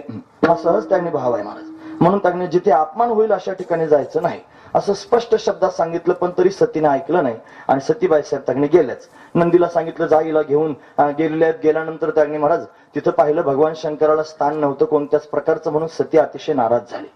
तिला त्यांनी महाराज पाहिलं कोणी तिच्याशी बोलत नव्हतं. तिच्या बहिणी होत्या 10-15. या सगळ्याच्या सगळ्या समोर आल्या. आणि आल्यानंतर त्यांनी तिला विचारलं काय सतीबाई साहेब आल्या का बिगर आमंत्रणाच्या? पत्रिका नव्हती पाठवली तरी आल्या. दुसरी म्हणली एकटीच आली वाटतं, नवऱ्याला नाही आणलं. तिसरी म्हणली अजून तरी तुझा नवरा कपडे घालतो की नाही अंग भरून, का उघडाच हिंडतो? असे त्यांनी शब्दात बोलायला सुरुवात केली. सतीला वाईट वाटायला लागलं. भगवान शंकराची निंदा होऊ लागली. तिनं प्रत्यक्षात जाऊन पाहिलं काही स्थान भगवान शंकराला नव्हतं. आतमध्ये प्रवेश केल्याबरोबर दक्ष समोरून आला. तोही म्हणला का आलीस? तुला कोणी बोलावलं होतंस? का बरं आली सांग. मग तिला खरं कळालं की हा माझा बापच कारणीभूत आहे भगवान शंकर न येण्याकरिता. मग भरपूर निंदा त्यानं शंकराची केली. सतीनं विचार केला की आता मी त्यांनी जाऊ नको म्हणत असताना सुद्धा आले. भगवान शंकरानं मला सांगितलं होतं जाऊ नकोस, तरी पण मी आले. आता मागे कशी जाऊ? आता जर मी परत जाईन तर ते माझा स्वीकार करतील सुद्धा, कारण त्यांचं मन फार मोठं आहे. स्वीकार करतील पण पुन्हा पुन्हा मला म्हणतील दक्ष कन्या, दक्ष कुमारी अशी त्यांनी मला दाक्षा येणे ही तिची नावं महाराज सतीची. पण पुन्हा पुन्हा मला दक्ष राजाची आठवण करून देतील. आणि मी त्यांनी दक्षापासून जन्माला आले. हे जे शरीर आहे हे दक्ष राजापासून मला मिळालेलं आहे. आणि जे शिवद्रोह करणारा दक्ष आहे त्याच्यापासून मिळालेलं शरीर आहे. आता मी काय करू? म्हणजे माहेरातही त्यांनी महाराज राहता येईना आणि सासरी पण जाता येईना. मग सतीने निर्णय केला की स्वतःचं शरीर जाळून टाकते. योगाग्नीनं त्यांनी स्वतःचं शरीर तिने जाळायला सुरुवात केली. अग्निनारायणाला विनंती केली मी जर अंतकरणापासून भगवान शंकराची भक्त असेल, मी जर पतिव्रता असेल तर माझं शरीर जळून जावं. म्हणून शरीर जळू लागलं. ही बातमी नारदांकडून भगवान शंकराला कळाली. भगवान शंकर रागावले. क्रोधायमान असणारे भगवान शंकर सतीचा वियोग सहन करू शकत नाहीत. भगवान शंकराने जटा उपटून जमिनीवर आपटली आणि त्याच्यातून त्यांनी महाराज एक दिव्य असणारी मूर्ती प्रगट झाली. ती म्हणजे वीरभद्र. हे वीरभद्राचं प्राकट्य झालं. अकराळ विकराळ रूप धारण करून त्यांनी महाराज नीलवर्ण असणारा हा वीरभद्र, ज्याच्या दिव्य असणाऱ्या जटा आहेत, सर्वांगाला विभूती लावलेली, हातामध्ये त्रिशूळ आहे, कपाळाला त्यांनी महाराज असा भस्म लावलेला. या सगळ्या गोष्टी त्यांनी प्रत्यक्ष सर्वांना पाहायला मिळाल्या. विचारलं देवा माझ्याकरता काय काम आहे? सांगितलं जा दक्ष मोठा उन्मत्त झालेला आहे, त्याचा दंड त्याला उन्मत्तपणाचा देऊ नये. म्हणून त्यांनी जाण्याकरिता निघालं वीरभद्र. आणि जात असताना त्यांनी दक्षाला त्यानं ललकारलं. शिवगण बरोबर गेले. दोघांमध्ये मोठं युद्ध झालं. युद्धामध्ये दक्ष मारला गेला. आणि मग त्यांनी दक्ष पत्नी भगवान शंकराची विनवणी करू लागली. भगवान शंकर प्रगट झाले आणि त्यांनी सांगितलं मी तुझ्या पतीला परत जीवदान देतो. मग बोकडाचं मस्तक त्याला बसवलं. मग स्तुती करू लागला. आता बोकडाचं तोंड म्हणल्यावर स्तुती कशी करणार? बोकडासारखीच करू लागला. मग तो असा आवाज करू लागला. भगवान शंकरानं पाहिलं खुश झाले. भगवान शंकर शास्त्री भावाचं तसं मस्तक पाहिल्यानंतर पण आजही महादेवाच्या मंदिरात जायचं असलं तर 4-5 वेळेला टाळ्या वाजवायच्या, 5 वेळेला. कारण पंचमुख आहेत भगवान शिव, पंचमहाभूतांचं प्रतीक आहे 5 मुख. आणि अशा टाळ्या वाजवल्या आतमध्ये जाताना असं तोंड वाजवलं की मग समजायचं भगवान शंकर खुश होतात, कारण त्यांना सासऱ्याची आठवण होते. असा नियमच आहे माझा. म्हणून आतमध्ये त्यांनी प्रवेश केला जातो. मग भगवान शंकराला नमस्कार. आणि मग त्यावेळेला भगवान विष्णूनं आणि दक्ष राजाला समजून सांगितलं की वेड्या अरे द्वेष का करतोस? हरिहरामध्ये त्यांनी महाराज भेद करायचं काही काम नाही. अहम ब्रह्मस्य सर्वस्य जगत कारणम परम हे त्यांनी महाराज भगवान विष्णूनं आणि दक्ष राजाला समजावून सांगितलं. मग दक्षाच्या पोटातला भेद निघून गेला. मग त्याला कळालं हरिहरा भेद नाही, नका करू वाद. एक एकाचे हृदय गोडी साखरेच्या ठाई, या नियमानुसार हरी आणि हर दोघे जण एकच आहेत. एकच परमतत्व आहे. खेळण्याकरिता दोन रूप धारण करतो. तो कधी हरी होतो, कधी हर होतो आणि स्वतःबरोबर त्यांनी खेळायला सुरुवात करतो. हा त्याचा स्वभावच आहे. अनेक रूपाने त्यांनी तो प्रत्यक्ष प्रगट होत असतो. म्हणून तोच शिव परमात्मा वीरभद्राच्या रूपाने प्रत्यक्ष प्रगट झाला दक्ष राजाला त्याचा दंड देण्याकरिता. म्हणून त्यांनी दंड देणारी ही देवता, नियामक असणारी ही देवता, संरक्षण करणारी असणारी ही देवता, धर्म सांभाळणारी ही देवता, अशा अनेक प्रकारानं त्यांनी महाराज वीरभद्राचं वर्णन पाहिलं जातं. म्हणून असा असणारा हा वीरभद्र. काय एवढं सांगितलं? अहो, ज्याची खावी पोळी त्याची वाजवावी टाळी. ज्याच्या घरता आपण जमा झालो त्याचे दोन शब्द सांगायला नको का? नाही तर माझा शहाणपणा तुम्ही सांगणारच आहे तुमच्या समोर. मला लोकांना सवयच असते कंबर बांधून लोकांवर छाप करून घ्यायची. म्हणून त्यांनी आता 2 तास तुम्ही बसून, 2 तास कशाच्या, आता राहिला अर्धा पाऊण तास, तेवढा त्यांनी वेळ तुम्हाला ऐकावंच लागणार. तिथे बडबड मी करणारच आहे. महत्वाची गोष्ट आहे. आता ज्याला पटतं त्याला ऐकावं लागतं, नाही पटतं त्याचाही नाईलाज असतो, बसूनच राहावं लागतं, मधून जाता येत नाही. असंही त्यांनी होतं महाराज. हे पण त्यांनी महत्वाचंच आहे. म्हणून त्यांनी महाराज मला असं वाटतं पटण्यासारखंच बोलतोय, बरं पटण्यासारखंच बोलतोय, बिगर पटणारं बोलतच नाही. त्याच्यापेक्षा तुम्हाला सांगतो महत्वाची गोष्ट, माझं बोलणं सगळ्याच लोकांना पटतं, खरोखर पडतं. काहींना राजरोज पडतं, काहींना आतून पडतं. आतून पडलेलं फक्त बोलून दाखवता येत नाही. कारण ते प्रत्येकाला माहिती आहे माझ्या हिताचं आहे, गरजेचं आहे, आणि ते गरजेचं त्यांनी महाराज पडतं. आणि बऱ्याच वेळेला त्यांनी महाराज काही असं असते, उपाधी असते आपल्या जीवनामध्ये, आणि त्या उपाधीतून घाईघाई बाहेर येऊन त्यांनी पटलं तरी त्या पद्धतीने करता येत नाही. पण निदान स्वप्न तरी पाहावं ते करण्याचं, स्वप्न तरी पाहावं ते करण्याचं, की देवा मला त्यांनी हे पटलेलं आहे आणि पटून मला हे करायचंय, पण जेव्हा माझ्या जीवनात खरोखर संधी प्राप्त होईल त्याचं मी सोनं करून घेईन, असा त्यांनी भाव पोटात निर्माण नक्कीच करून घ्या. असू द्या. म्हणून अभंग चिंतनाकरिता आपण निवडलाय, आपला तो एक देव करून घ्यावा, देव आपलासा करून घ्यावा.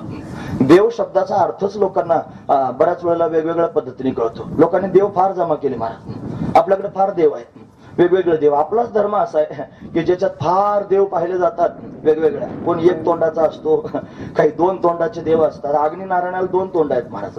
अग्निनारायण भगवान दत्तात्रय, भगवंताला पाहिलं तर 3 तोंड आहेत.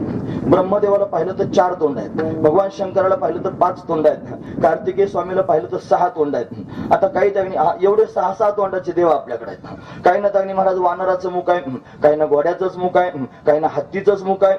अशी पण वेगवेगळ्या पद्धतीचे देव पाहायला मिळतात. एवढे देव जमा झाल्यानंतर माणसानं देव म्हणायचं कोणला? माणसं भांडायला लागली ना महाराज. ते म्हणतात नाही, आमचा देव घोड्याचं तोंड आहे, आमचा श्रेष्ठ आहे. आमच्या त्यागणी वानराचं तोंड आहे, आमचा श्रेष्ठ आहे. आमच्या देवाला हत्तीचं तोंड आहे, आमचा देव श्रेष्ठ आहे. लोक याच्यातच भांडायला लागले. का बरं भांडतात माहितीये? त्यांना देव कळाला नाही म्हणून, देव शब्दाचा अर्थच कळाला नाही म्हणून. देव म्हणजे काय?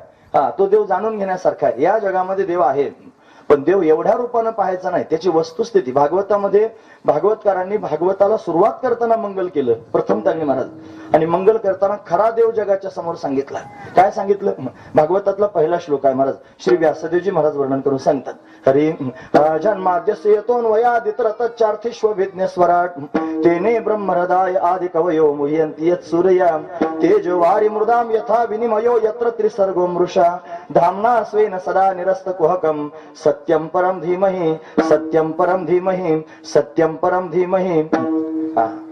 श्लोक तर कळाला नसेल, अर्थ सांगतो. जन्माद्यस्य यतोऽन्वयादितरतश्चार्थेष्वभिज्ञ स्वराट तेने ब्रह्महृदाय आदि कवयो मुह्यन्ति यत् सूर्या तेजो वारि मृदाम यथा विनिमयो यत्र त्रिसर्गो मृषा. तो देव असा आहे की जो त्यांनी संपूर्ण विश्वाला प्रगट करणार आहे, ज्याच्यापासून विश्व निर्माण झालेलं आहे. हे चराचर विश्व त्यांनी महाराज आपल्या सर्वांना पाहायला मिळतं. या सर्व विश्वाला जन्म देणारा जो आहे, जन्माद्यस्य, या विश्वाच्या जन्माच्या आधीपासून ज्याचं अस्तित्व आहे तो देव आहे, आणि तोच त्यांनी विश्वाला प्रगट करणार आहे, या विश्वाची स्थिती करणार आहे, या विश्वाचा संहार करणार आहे. या विश्वाचं प्राकट्य, या विश्वाची स्थिती आणि याचा संहार ज्याच्या ठिकाणी होतो याला त्रिसर्ग म्हणतात. हे त्रिसर्ग ज्याच्या ठिकाणी होतात तो देव आहे, त्याला सत्य म्हणतात. म्हणून सत्यम परम धीमहि. व्यासदेवांनी कोणत्याच देवाचं नाव घेतलं नाही. नाही तर एखाद्या ग्रंथाची सुरुवात करताना, एखाद्या चांगल्या कामाची सुरुवात करताना आपण गणपतीचं नाव घेतो आणि गणपतीला वंदना करून सुरुवात करतो. मग व्यासदेवांनी गणपतीचं नाव घ्यायचं ना, अजिबात घेतलं नाही. फक्त सत्य तत्वाची वंदना केली. कारण हे जे सगळे त्यांनी तयार केलेले देव आपण तयार केले तर आपल्या बुद्धीनं. खरा देव तर सत्य स्वरूप आहे. त्या सत्य स्वरूप परमात्म्याची वंदना केली पाहिजे. त्या सत्य स्वरूप परमात्म्याला नाव नाही, त्याला रूप नाही, त्याला आकार नाही, त्याला वर्ण नाही, त्याला काहीच नाही. त्याच्यापर्यंत जायचंय म्हणून हे साधन आहे. हा देव जो आहे ना, हा त्या देवापर्यंत जाण्याचं साधन आहे. तोच देव या रूपानं आहे. रोज आपण अभंग म्हणतो, रोज कीर्तन उभं राहिलं की कीर्तनकार म्हणतो तो हा विठ्ठल बरवा, तो हा माधव बरवा. हे तो हा म्हणजे काय हे तर कळायला पाहिजे ना. तो हा म्हणजे काय, देवच आहे, पण तो आणि हा, हे तो हा म्हणण्याचं तात्पर्य जो शब्दांच्या पलीकडचा, नामरूपाच्या पलीकडचा सत्य असणारा देव आहे ना, तोच हा विटेवरती उभा आहे. याचं भजन केल्यानं तिथपर्यंत जाता येतं. म्हणून त्यांनी मला सगुणी भजता निर्गुणी पावले. म्हणून सगुणाचं भजन केल्यानं निर्गुणापर्यंत जाता येईल. म्हणून याला मोडायचं नाही, याला खोडायचं नाही, याला काढायचं नाही, याला बुजवायचं नाही, याला लपवायचं नाही. हे साधन आहे त्या देवापर्यंत जाण्याकरिता, ओरिजिनल देवापर्यंत जाण्याकरिता हे साधन आहे. हा डुप्लिकेट आहे का, नाव आणि रूप डुप्लिकेटच आहे महाराज. कालचा अभंग होता की नाही सकाळचा, हे सोंग सारिले या रूपे अनंत. इथली बरीच माणसं होती ना सकाळी ऐकायला तिथे काल्याचं कीर्तन. त्याच्यात काय शब्द आहे, सोंग शब्द आहे. मग सोंग खरं असतं का खोटं असतं, खोटंच असतं. म्हणे त्यांनी गावात नाटक आलं, सोंग घेतलं आणि एकाने छत्रपतींच त्यांनी सोंग घेतलं महाराज. झाले शिवराय. हातात त्यांनी तलवार घेतली, कपाळाला असा अर्धा गण लावला, असं त्यांनी महाराज तो जिरे टोप घातला, काय काय घातला असेल सगळं अंगावर. एवढं त्यांनी झालं. शासनावर बसल्यानंतर काय डायलॉग होते लिहून दिलं तेवढं म्हणला. आणि सगळं म्हणून झाल्यानंतर ते नाटक पूर्ण झालं. थोड्या वेळानं 2 लोकांनी धरून आणला. त्याच्या तोंडावर माशा घोंगत होत्या, कपडे अस्ताव्यस्त झाले, ते टोप त्याचा उडून गेला होता आणि धरून आणला. काय होतं, छत्रपती सारखं बाहेरून झाल्यानं माणसाला छत्रपती होता येईल काय, नाही. छत्रपती सारखं आतून झालं पाहिजे, त्याचे विचार आपल्यावर बांधले पाहिजे. हे असं म्हणलं की थोडा त्रास होतो महाराज. असं म्हणलं की थोडं त्रासदायक माझं भाऊ, पण मला असंच बोलता येतं, मी काय करू आता. महत्वाची गोष्ट आहे आणि मला वाटतं हे बोलायची गरज आहे.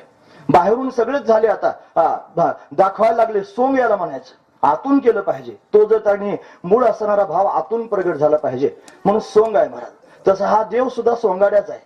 यानं सोंग घेतले. हा त्याने कधी वराह झाला, कधी नरसिंह झाला, कधी वामन झाला, कधी परशुराम झाला, कधी राम झाला, कधी कृष्ण झाला. हे सारे त्यानं घेतलेले सोंग आहेत. हा मोठा सोंगाड्या आहे. आणि यानं एवढी सोंग त्यांनी धारण केली का बरं, ही सोंग धारण करून त्या देवाला या सगळ्या जीवांना आपल्या मूळ स्वरूपापर्यंत घेऊन जायचंय. या सोंगांच्या माध्यमातून या सगळ्या लोकांना बोलवायचं ना आपल्या जवळ घ्यायचंय आणि आपल्या जवळ घेऊन त्यांना मूळ स्वरूपापर्यंत न्यायचंय. म्हणून हा सोंग घेतो. पण भोळ्या भाबड्या लोकांना एकत्र करण्याकरिता हा सगळा उपक्रम तो परमात्मा स्वतःच करतो. हा त्यातला भाव आहे. म्हणून त्यांनी खऱ्या अर्थानं जर प्राप्त करून घेण्यासारखं जीवनामध्ये काय असेल जीवाला, तर त्यानं त्यांनी महाराज आपलं मूळ स्वरूप प्राप्त करून घ्या. त्यानं त्यांनी जो आपला जीव आहे ना, ज्याला आपण जीव म्हणतो, काल आपण जीवाची व्याख्या पाहिली कालच्या कीर्तनामध्ये. आज आपण त्यांनी महाराज त्याच्या पुढे जाण्याचा प्रयत्न करूया. जीव म्हणजे काय हे आपण काल पाहिलं. वृत्ती, वृत्तीचा अधिष्ठान, चैतन्य, त्याच्यात पडलेला आभास, 3 गोष्टी मिळून होतो जीव. या जीवानं आपलं स्वरूप जाणावं आणि त्या आपल्या स्वरूपाला जाणून त्यांनी महाराज आपल्या स्वतःचाच देव करून घ्यावा. आपुला म्हणजे कोणाचा, जीवाचा. जीवानं काय करावं, आपल्या स्वतःचा काय करावं, देव करून घ्यावा. जीवाला देव होता येतं, जीवाला देव होता येतं. आणि कशानं होता येईल माहितीये, जीवाला त्याच्या कर्मानं देव होता येईल. कर्मानं. आपली कर्मच अशी आहेत की जी कर्म आपल्याला त्यांनी महाराज देवत्वापर्यंत घेऊन जातील. बघा ना, एखादा माणूस जर फार चांगला वागत असला, त्यानं फार गोरगरिबांची मदत केली, फार त्यांनी पीडितांना सहाय्यता केली, फार दुसऱ्याचं दुःख जाणलं अंतकरणापासून, तहानलेल्याला त्यांनी पाणी पाजलं, भुकेलेला अन्न दिलं, कुठेही त्यांनी अडचणीत कोणी असेल तर त्याला प्रत्येक वेळेला समर्थपणे उभं राहून सांभाळलं. आणि तो जर मनुष्य एवढं दाडाडीचं काम करतोय तर त्याच्या पश्चात लोक म्हणतात देव माणूस आहे. म्हणतात की नाही, सहज शब्द बाहेर येतो, देव माणूस आहे. मग माणूस आहे त्याला देव कशाला म्हणतात, त्याचं कर्म त्याला देवत्वापर्यंत घेऊन जातं. म्हणून आपला स्वतःचा देव करता येतो, पण कशाने करता येईल, आपले कर्मच आहेत महाराज. पण आपले कर्म आपल्याला देवत्वापर्यंत घेऊन जातील. पण असं कर्म करावं की जे भगवंतापर्यंत जाऊन पोहोचेल. त्या सर्वात्मक ईश्वरा, त्या सर्वात्मक ईश्वराला जर त्यांनी महाराज पूजन करायचं असेल, त्याला आपलं करायचं असेल तर काय करावं लागेल, स्वकर्म कुसुमांच्या विरा पूजा केली होय अपारा तोषा लागेल. म्हणून त्यांनी अपार असणाऱ्या त्या परमात्म्याला संतुष्ट करायचं असेल, त्याला तोष प्राप्त करून द्यायचा असेल तर आपले कर्म त्याच्या चरणी समर्पित केले पाहिजेत. कर्मरूपी सुमन त्याच्या चरणावर समर्पित केले पाहिजेत. मग आपण मंदिरात गेल्यानंतर जर देवाला फुलं वाहू लागलो तर चांगले चांगले वाहतं महाराज.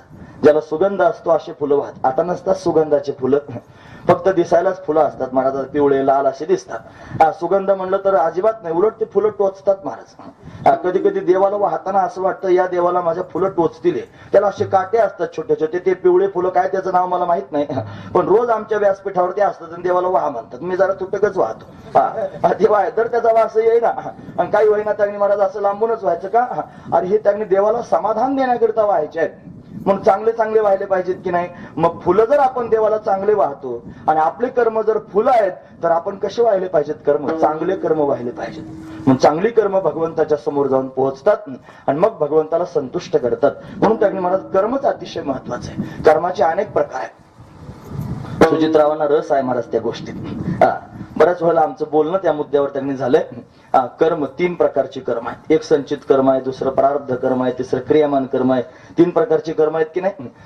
या कर्माविषयीचा मुद्दा त्यांच्या मनामध्ये पक्का भरलेला आहे. नेमकं कर्माचं स्वरूप काय पाहिलं पाहिजे? आपली जी कर्म आहेत की नाही महाराज, संचित कर्म आपण म्हणतो. आपण केलेलं कर्म आहे, पूर्वीच्या तगणे जन्मामध्ये आपण केलेली कर्म.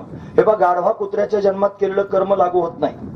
एखादा त्यांनी महाराज बैल आहे, त्यानं माणूस त्यांनी पाहिला आणि पोटात शिंग खुपसलं आणि माणूस मेला, बैलाला पाप लागत नाही. एखादा त्यांनी महाराज वाघ आहे, त्यानं माणूस धरला आणि खाऊन टाकला, वाघाला पाप लागत नाही. का बरं लागत नाही? पशु काय पाप पुण्य जाणत, उत्तम मध्यम भोग भोगिती. ते भोग भोगण्याकरिता आलेले आहेत, पाप पुण्य जाणत नाहीत, म्हणून त्यांना पाप पुण्याचा परिणाम नाही. मग पाप पुण्य लागतं फक्त आणि फक्त माणसाच्या शरीरात आलेल्या जीवाला. मनुष्य शरीरामध्ये केलेलं जे कर्म आहे, आणि हे कर्म त्यांनी महाराज लिखापडीच असते त्याची. 2 खांद्यावर 2 जण बसलेच असतात. चित्रगुप्ताचे त्यांनी महाराज असणारे सेवक असतात. चांगलं केलं की चांगलं लिहून घेतो, वाईट केलं की वाईट लिहून घेतो. 2 खांद्यावर गुप्त रूपानं बसतात. चित्रगुप्त नाव का बरं माहिती आहे? ज्याला गुप्त चित्र दिसतं त्याला म्हणायचं चित्रगुप्त. म्हणून त्यांनी गुप्त त्यांनी कारस्थान सुद्धा ज्याला कळतं तो चित्रगुप्त आहे. त्याचे 2 सेवक असतात, लिहून ठेवतात कर्म. याला संचित कर्म म्हणायचं. ते संचितात जाऊन पडलं, त्यातूनच थोडस त्यांनी भोगायला काढलं जातं, त्याला प्रारब्ध कर्म म्हणतात. ते प्रारब्ध कर्म आपल्याला बरोबर घेऊन जातं मला त्या मुद्द्यावर. कारण बुद्धी कर्मानुसारी एखादी घटना जर आपल्या जीवनामध्ये घडायची असेल तर आपली बुद्धी बरोबर तसं करण्याकरिता आपल्याला प्रवृत्त करते. माणूस तिथे जातोच. हा महत्वाचाच विचार आहे महाराज. म्हणून त्यांनी महाराज बुद्धी तिथपर्यंत माणसाला घेऊन जाते. म्हणून त्यांनी ते प्रारब्ध कर्म आहे. आणि त्याच्यातून त्यांनी महाराज प्रवृत्ती कर्म, स्वतःहून करावं असं वाटणारं कर्म. जरी आपण तिथपर्यंत जाऊन पोहोचलेलो असलो तरी सुद्धा काही कर्मांमध्ये आपल्याला स्वातंत्र्य आहे. आपण काय करतो ते कर्म, त्याला क्रियामान कर्म म्हणतात. मग 3 त्यांनी कर्म, 3 प्रकारचे कर्म पाहिले जातात. मग या कर्मांमध्ये त्यांनी महाराज जे क्रियामान कर्म आहे ते आपल्या हातात आहे. आपण काय करायचंय हे आपल्या हातात आहे. प्रारब्ध त्यांनी घेऊन जाईल. माणूस गाडीत प्रवास करायला लागला आणि कर्मधर्म संयोगानं या वाटेनं जायचं होतं, पण तिकडे काहीतरी घोटाळा म्हणून दुसऱ्या वाटेनं गेला, आणि दुसऱ्या वाटेनं गेल्यावर गाडीला अपघात झाला आणि हात मोडला. म्हणजे काय झालं? तिकडूनच जायचं होतं, रस्ता तिकडूनच होता, पण त्याचं प्रारब्ध होतं हात मोडणं, आणि ते याच जागेवर मोडायचं होतं म्हणून बरोबर इकडून त्यांनी आला आणि गाडीला अपघात होऊन तिथंच हात मोडला. हे त्याचं प्रारब्ध आहे. महत्वाची गोष्ट आहे, तिथपर्यंत घेऊन गेली. पण याच्यामध्ये त्यांनी मला स्वतःहून काहीच करता येत नव्हतं. त्याला ते भोगणं गरजेचंच होतं. ते तिथपर्यंत जाऊन पोहोचला आणि त्याला त्या गोष्टी भोगाव्या लागल्या. पण स्वतःच्या बुद्धीनं ज्या वेळेला त्याला काही करण्याची वेळ येते त्याला क्रियामान कर्म म्हणतात. आणि हे क्रियामान कर्म करण्यामध्ये मनुष्य स्वतंत्र असतो.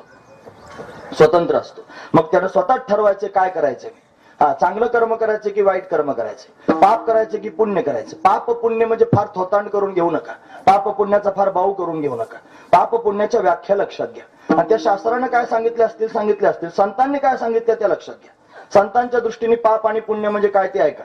संत म्हणतात पाप ते परपीडा आणि पुण्य तो परोपकार. परोपकार म्हणजे दुसऱ्यावर उपकार करणं, याचं नाव आहे पुण्य. आणि दुसऱ्याला त्रास देणं, दुसऱ्याला वेदना देणं, दुसऱ्याला दुःख देणं, याचं नाव आहे पाप. म्हणून आपल्या जीवनात आपण दुसऱ्याला सुख देतो की दुसऱ्याला दुःख देतो, या दोन्ही गोष्टी आपण पाहिल्या पाहिजे. आपल्याकडून जर दुसऱ्याला दुःख दिलं जात असेल तर आपण पाप करतो, आणि आपण जर दुसऱ्याला सुखी करत असलो तर आपण पुण्य करतो. म्हणून त्यांनी हीच पाप पुण्याची व्याख्या, याच्यापेक्षा वेगळी व्याख्या करू सुद्धा नाही महाराज.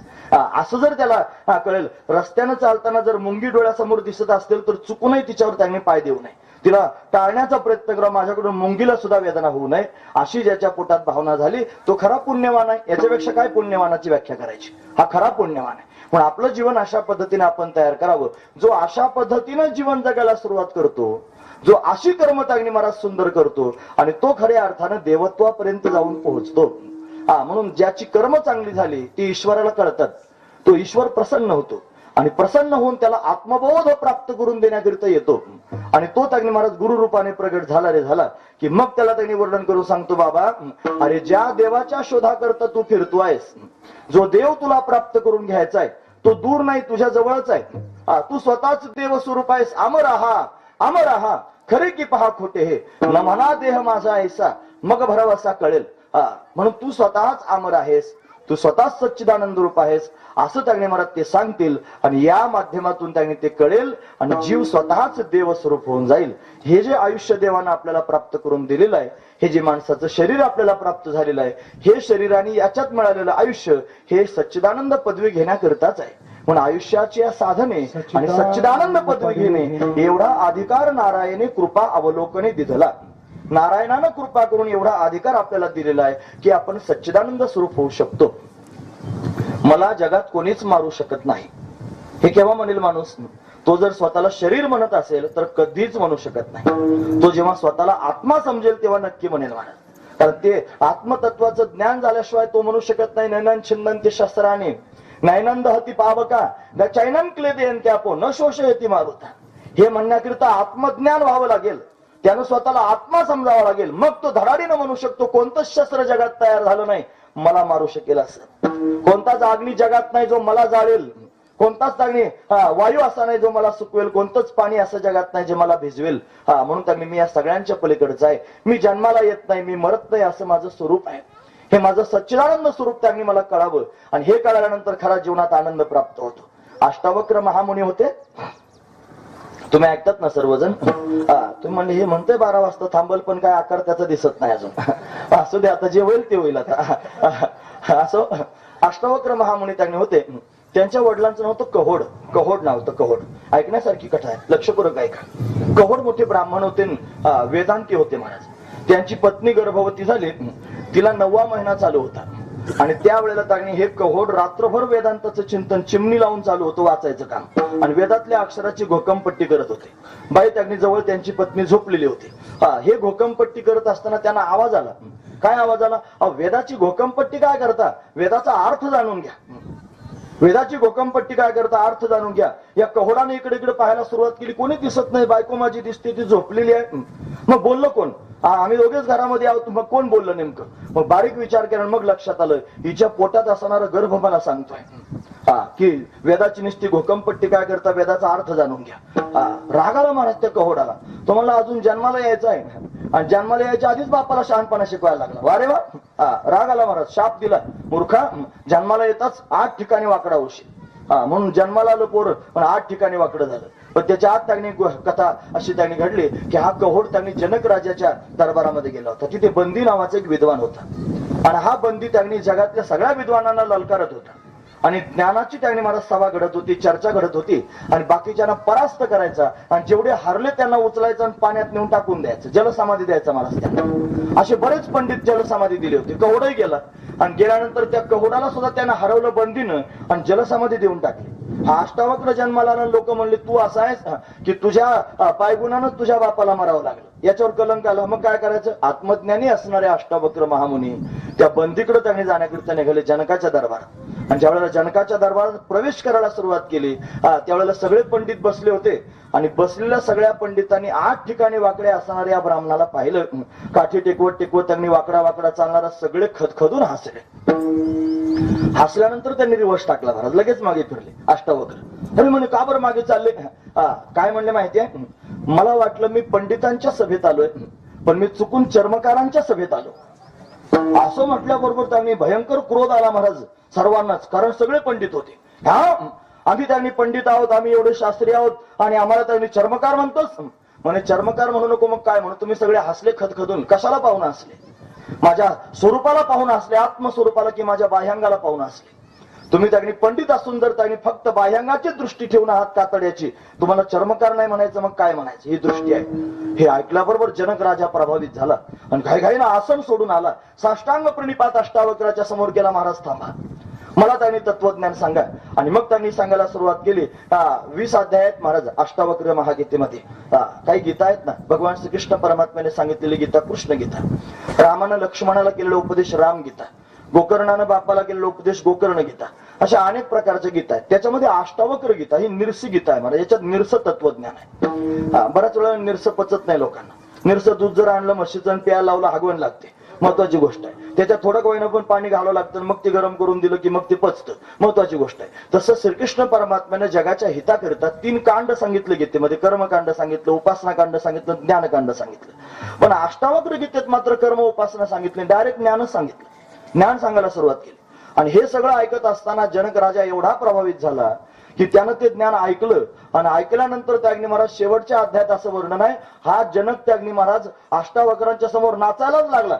म्हणे का नाचतोस राजा? मला कळालं म्हणला मी व्यापक आहे, मला कळालं मी सत्य स्वरूप आहे, मला कळालं मीच आनंद स्वरूप आहे, मला कळालं मीच जगामध्ये एकानाकणात व्याप्त आहे, मला कोणी मारू शकत नाही, मी जन्माला येत नाही, मी असा त्याने सच्चिदानंद स्वरूप आहे, हे मला कळालं म्हणून नाचायला लागला. खरं सांगू का, ज्याला हे कळेल तो सुद्धा नाचू लागेल. म्हणून कळून घेण्यासारखं तर हेच आहे, याच नाव आहे देव आणि तोच त्याने हा मूळ भाव आहे आणि तो आपला करून घेण्यासारखा आहे. म्हणून जीवानं त्याने माणसाच्या शरीराला आल्यानंतर काय करावं असं जर कोणी म्हणत असेल तर हा दिव्य असणारा भाव पोटात उतरावा ज्याला देव म्हणतात, म्हणून त्यांनी त्या देवालाच त्यांना आपलं करून घ्यावं. हे विशेषत्वानं तुकोबारानं अभंगाच्या पहिल्या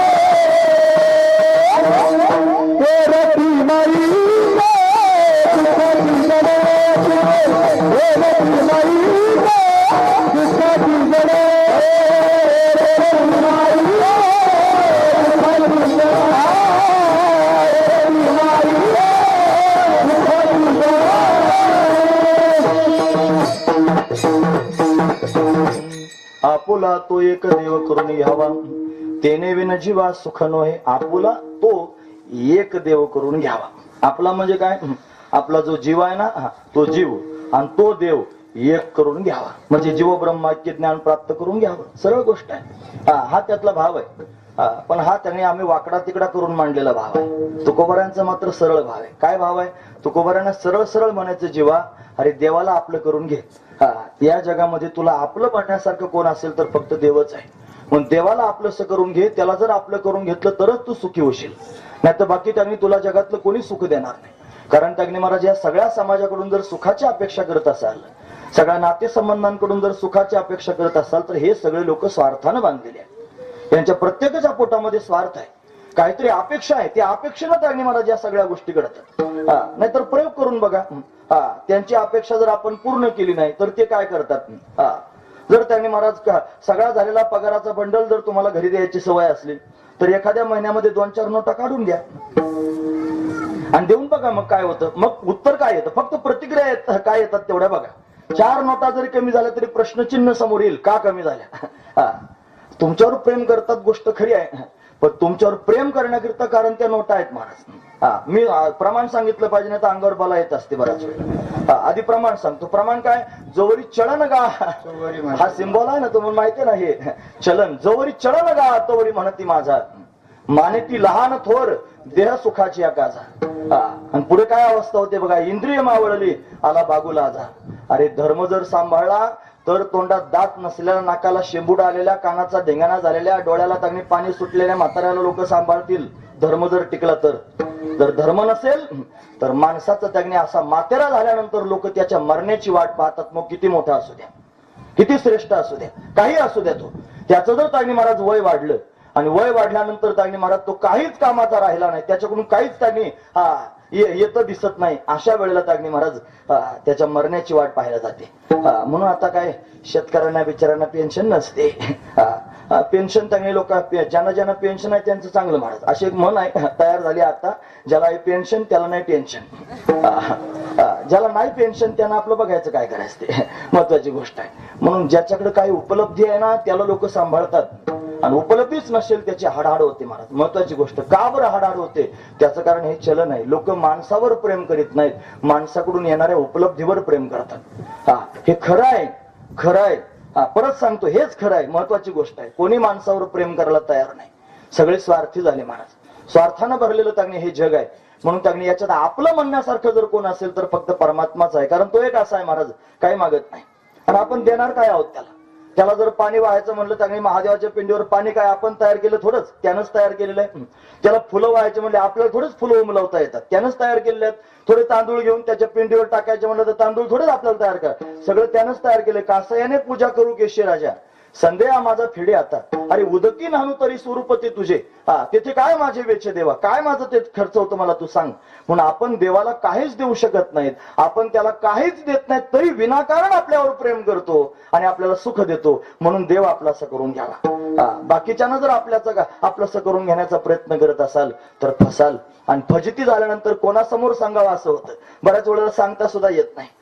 म्हणजे त्याने असं असतं, म्हणजे झाकली मूठ 1.25 लाखाची मन आहे महाराज, प्रगट करता येत नाही महाराज. ती 1.25 लाखाची त्यांनी सांगितली जाते, कोणासमोर सांगता येत नाही. घरात त्यांनी सुनबाई धुसफूस करते, मुलं धुसफूस करतात, मरण्याची वाट पाहतात, चांगल्यापैकी कळतं पण लोकांसमोर सांगता येत नाही, अशी अवस्था त्यांनी होते. असं गुदमरून मरण्यापेक्षा, स्वतःचा जीव असा कासावीस करून त्यांनी महाराज स्वतःचे हाल करून घेण्यापेक्षा भगवंताला आपलं म्हणा ना, तो असा आहे महाराज, सगळं काय करतो.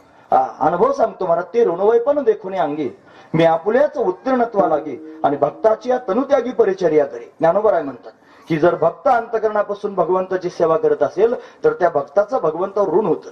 खरं तर आजच्या या प्रवाहामध्ये, आताच्या सध्याच्या सद्यकालीन युगामध्ये तर हे सांगणं फार कठीण आहे महाराज. हे त्यांनी वादळात लावलेल्या देव्यासारखं आहे. हे त्यांनी सहजासहजी लोकांना पटण्यासारखं नाही की देव येतो मग सेवा करतो, अमुक करतो. हे त्यांनी लोकांना पटणार नाही. पण अनुभव ज्याला आहे ना त्याला पटेल महाराज. ज्याच्या जीवनात काहीतरी अनुभव आहे ना त्याला सगळ्या गोष्टी पटतील. महत्वाची गोष्ट आहे महाराज. म्हणून तो परमात्मा जर आपण आपलासा करून घेतला तर येतो महाराज. जगद्गुरु तुकोबारायांचं चरित्र ज्या वेळेला सांगितलं जातं, त्यांचे मूळ पुरुष विश्वंभर बुवा, त्यांच्याकरिता परमात्मा देहू गावात आला आणि तिथे त्यांनी विटेवरती उभा राहिला. त्यांना मूर्ती त्यांनी आंब्याच्या वनात सापडल्या, मग त्याने आणून स्थापन केल्या. मग त्यांना कालांतराने त्यांचा मृत्यू झाला. त्यांची जी पत्नी होती तिचं नाव होतं आमाबाई, आमाई. ती जी आमाबाई आहे तिनं त्यांनी पांडुरंगाची सेवा केली आणि सेवा करून त्यांनी महाराज भगवंताला प्रसन्न करून घेतलं. ती जेव्हा म्हातारी झाली आणि तिची मुलं त्यांनी महाराज मारले गेले, नातू त्यांनी दुसरीकडे निघून गेला, ती एकटीच राहिली. त्यावेळेला हा भगवान प्रत्यक्ष रुक्माईसह तिच्या घरी राहिला. असं चरित्रात वर्णन आहे, महिपती महाराजांनी केलेलं चरित्र. आपला महिपती महाराजांचाच परिसर आहे, असू द्या. त्यांनी प्रत्यक्ष शब्दात वर्णन करून सांगितलं की त्यांची वेणीपणी करण्याकरिता आमाईची भगवती रुक्मिणी स्वतःच होती. भगवंतानं स्वतःच त्यांनी महाराज तिला उंच आसनावर बसवावं, झोपवावं, उठून त्यांनी सगळ्या गोष्टी कराव्यात. म्हातारी झाल्यानंतर हे सगळं केलं. का बरं? तिनं फक्त देव आपलासा करून घेतला म्हणून. म्हणजे ज्याला या कालामध्ये सुद्धा देवाला आपलंसं करता येईल तो देव त्यांनी महाराज त्याचा कधीच तिरस्कार करणार नाही. सगळं जग तिरस्कार करणार आहे पण देव कोणाचा तिरस्कार करीत नाही. तो सांभाळतो आणि तो त्यांनी कोणत्या ना कोणत्या तरी रूपानं येऊन कोणत्या ना कोणत्या तरी माध्यमातून त्याची बरोबर व्यवस्था त्या पद्धतीने करतो. म्हणून त्यांनी महाराज हे सगळेची सगळे बाकीचे जवळ करण्यासारखे त्यांनी आहेत असं समजू नका. परमात्माच आपला करण्यासारखा हे समजून घ्या. म्हणून आपुला तो एक देव करून घ्यावा, तेने विन जीवा सुख नव्हे, त्याच्या वाचून जीवाला सुख प्राप्त व्हायचं नाही. मग बाकीचे काय आहेत? बाकीचे सगळे माईक आहेत आणि दुःख देणारे आहेत अभंगाच्या दुसऱ्या.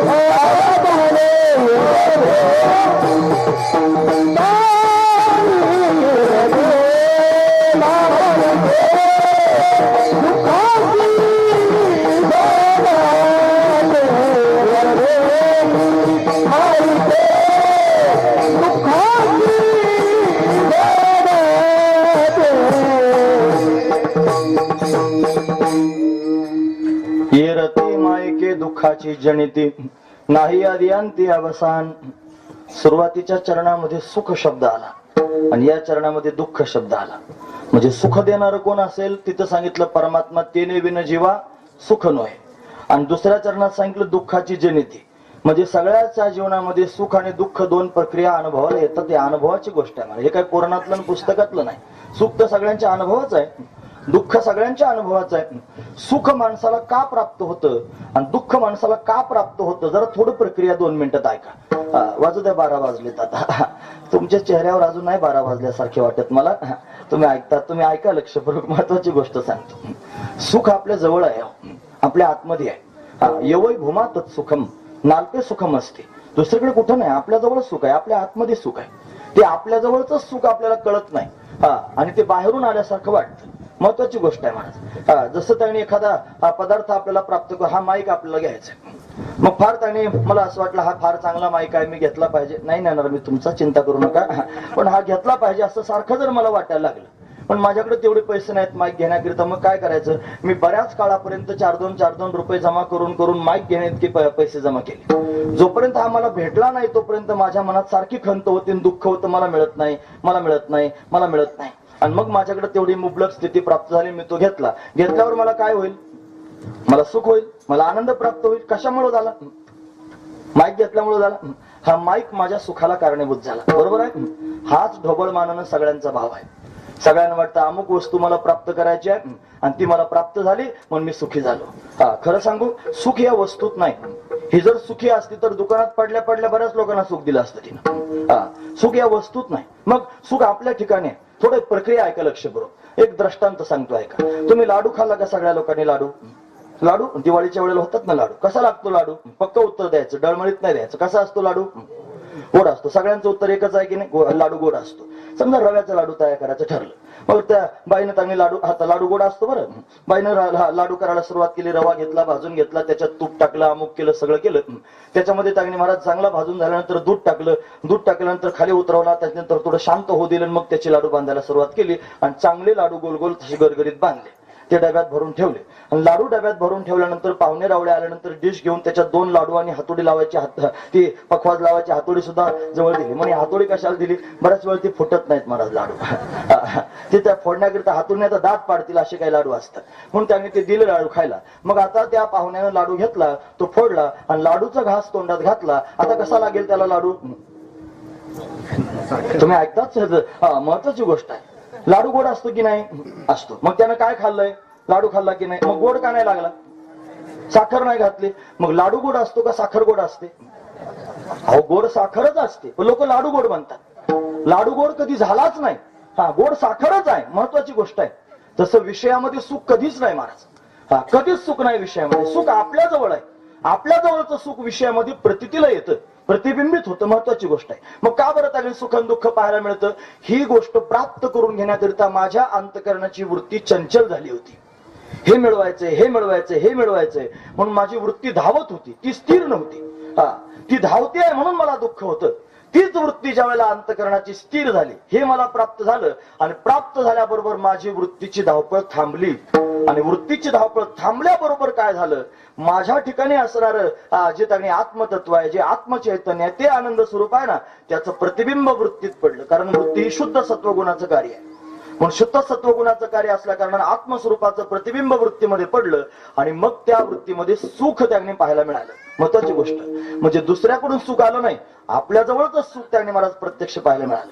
म्हणजे त्यांनी या गोष्टींमधून, या विषयांमधून जरी सुख आल्यासारखं दिसत असलं तर ते विषयातलं सुख नाही, ते आपलं स्वतःचं सुख आहे. ते त्या माध्यमातून आपल्याला प्राप्त झाल्यासारखं वाटतं. मग माध्यमच कशाला करीत बसायचं? आपल्या जवळ आहे ना, आपल्या जवळच पाहायचं.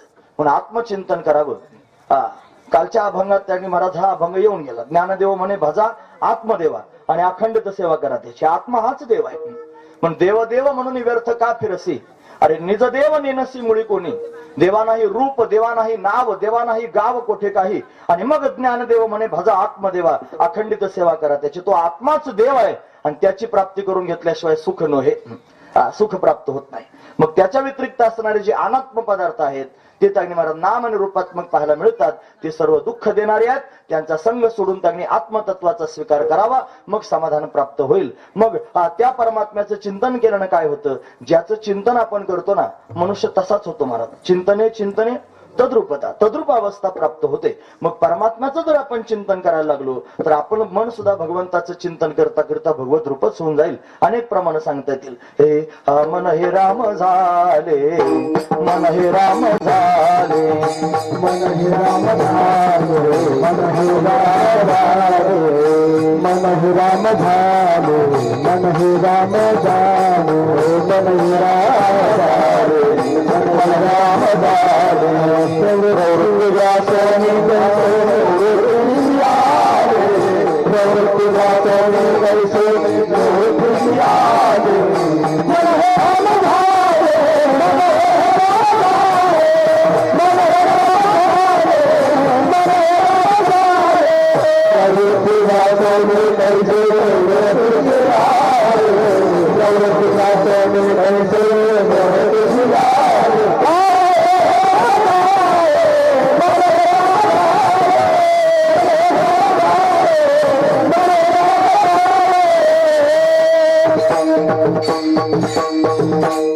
सर्वांच्या हृदयात रमण करणारा राम त्याला आत्माराम म्हणावा. त्याचं चिंतन ज्या वेळेला मन करू लागेल त्यावेळेला ते मन आत्मस्वरूपाच्या ठिकाणी एकरूप होईल. चिंतने तद्रूप या न्यायानं मनच रामरूप होऊन जाईल. म्हणून त्यांनी मनाला राम करण्याकरिता रामाचं चिंतन केलं पाहिजे. वास्तविक पाहताय मन बेकार आहे. हे त्यांनी महाराज 11 इंद्रिय आहे, 10 इंद्रिय आहेत की नाही, त्याच्यातलं प्रमुख असणारं मन आहे आणि अतिशय चंचल आहे महाराज. हे मनो मधुकरो मेघो मानिनी मदनो मरुत मा मदो मर्कटो मत्स्यो मकारादश चंचला. 10 चंचल आहेत. 1 नंबर लागतो मनाचा. मनो मधुकरो मेघो मानिनी मदनो मरुत मा मदो मर्कटो मत्स्यो. 10 आहेत ना, त्याच्यात 1 नंबर लागतो मनाचा. बहुचंचल चपल जाता येता न लगे वेळ. फार कठीण आहे या मनाचं. अर्जुनासारख्याला मन आवरलं नाही. अर्जुन म्हणतो चंचल हिम मन कृष्णा प्रमाथी बलवत दृढम तस्याहम निग्रहम म्हणणे वायुरी वसु दुष्करम. देवा वाऱ्याची मोठ घालता येईल पण मन आवरता येत नाही, काय करू. मग देवानं सांगितलं तुला जर खरोखर त्यांनी मन आवरायचं असेल तर एक काम कर, हे जे मन आहे ना या मनाला धंदा लावून दे. कशाचा धंदा लावायचा मनाला, या मनाचा स्वभाव ओळखून घे. या मनाची एक निके जे देखल्या गोडीच्या ठाई सोके. त्याला जिथं गोडी लागेल तिथे मन सोकत. पण या मनाला तू भगवंताचा परिचय करून दे आणि परिचय करून देऊन त्यांनी भगवंताचा छंद या मनाला लाव आणि मनाला भजन करायला सुरुवात कर. मन मना हो मत भक्तो मध्याच माम नमस्करो मामे वैशिष्य सत्यंते प्रतिजाने प्रियोसिमे. तू मन हे मीच करी माझ्या भजनी प्रेम धरी आणि सर्वत्र नमस्कारी मज एका. ते मनानं भगवंताचं चिंतन केलं पाहिजे. तोंडानं चिंतन करतात लोक, भजन म्हणतात तोंडानं, हातानं टाळ वाजवतात, सगळं करतात महाराज. फक्त हे मनानं झालं पाहिजे. हे जर मनानं होत नसेल आणि बाह्यांगानं होत असेल काही उपयोग होत नाही, काहीच उपयोग होत नाही. त्याच्याकरिता प्रमाण सांगू का, महाराज म्हणतात भजन ते ओंगळवाणी आणि नरका जाणे चुके. हे ओंगळवाणं शब्द कशाला वापरला, कसंही त्यांनी वागायचं आणि तोंडाने भजन म्हणायचं. मुंह में राम बगल में छुरा. तोंडात त्यांनी राम असेल आणि जर त्यांनी महाराज दुसऱ्याचा घात करण्याची प्रवृत्ती असेल तो राम काय काम करेल महाराज. म्हणून तोंडातला राम उपयोगाचा नाही, मनात राम असावा, तो मनापासून असावा, महत्वाची गोष्ट आहे. म्हणून मनामधून त्याचं चिंतन त्यांनी राहावं. म्हणून हे मनानं घडण्याचं चिंतन आहे. म्हणून जर तुला खरोखर सुखरूप व्हायचं असेल, जर तुला दिव्य असणार तो देव प्राप्त करून घ्यायचा असेल, त्याला जर आपलं करून घ्यायचं असेल तर तू काय केलं पाहिजे, तुझ्या मनाला पिसं लावलं पाहिजे. कोणाचं, त्या परमात्म्याचं पिसं लावलं पाहिजे. मग पिसं लावल्यावर काय होईल, वेळ लावल्यावर काय होईल मनाला, तो परमात्मा तुला त्याच्यासारखा अविनाशी करून घेईल. अविनाश करी अविनाश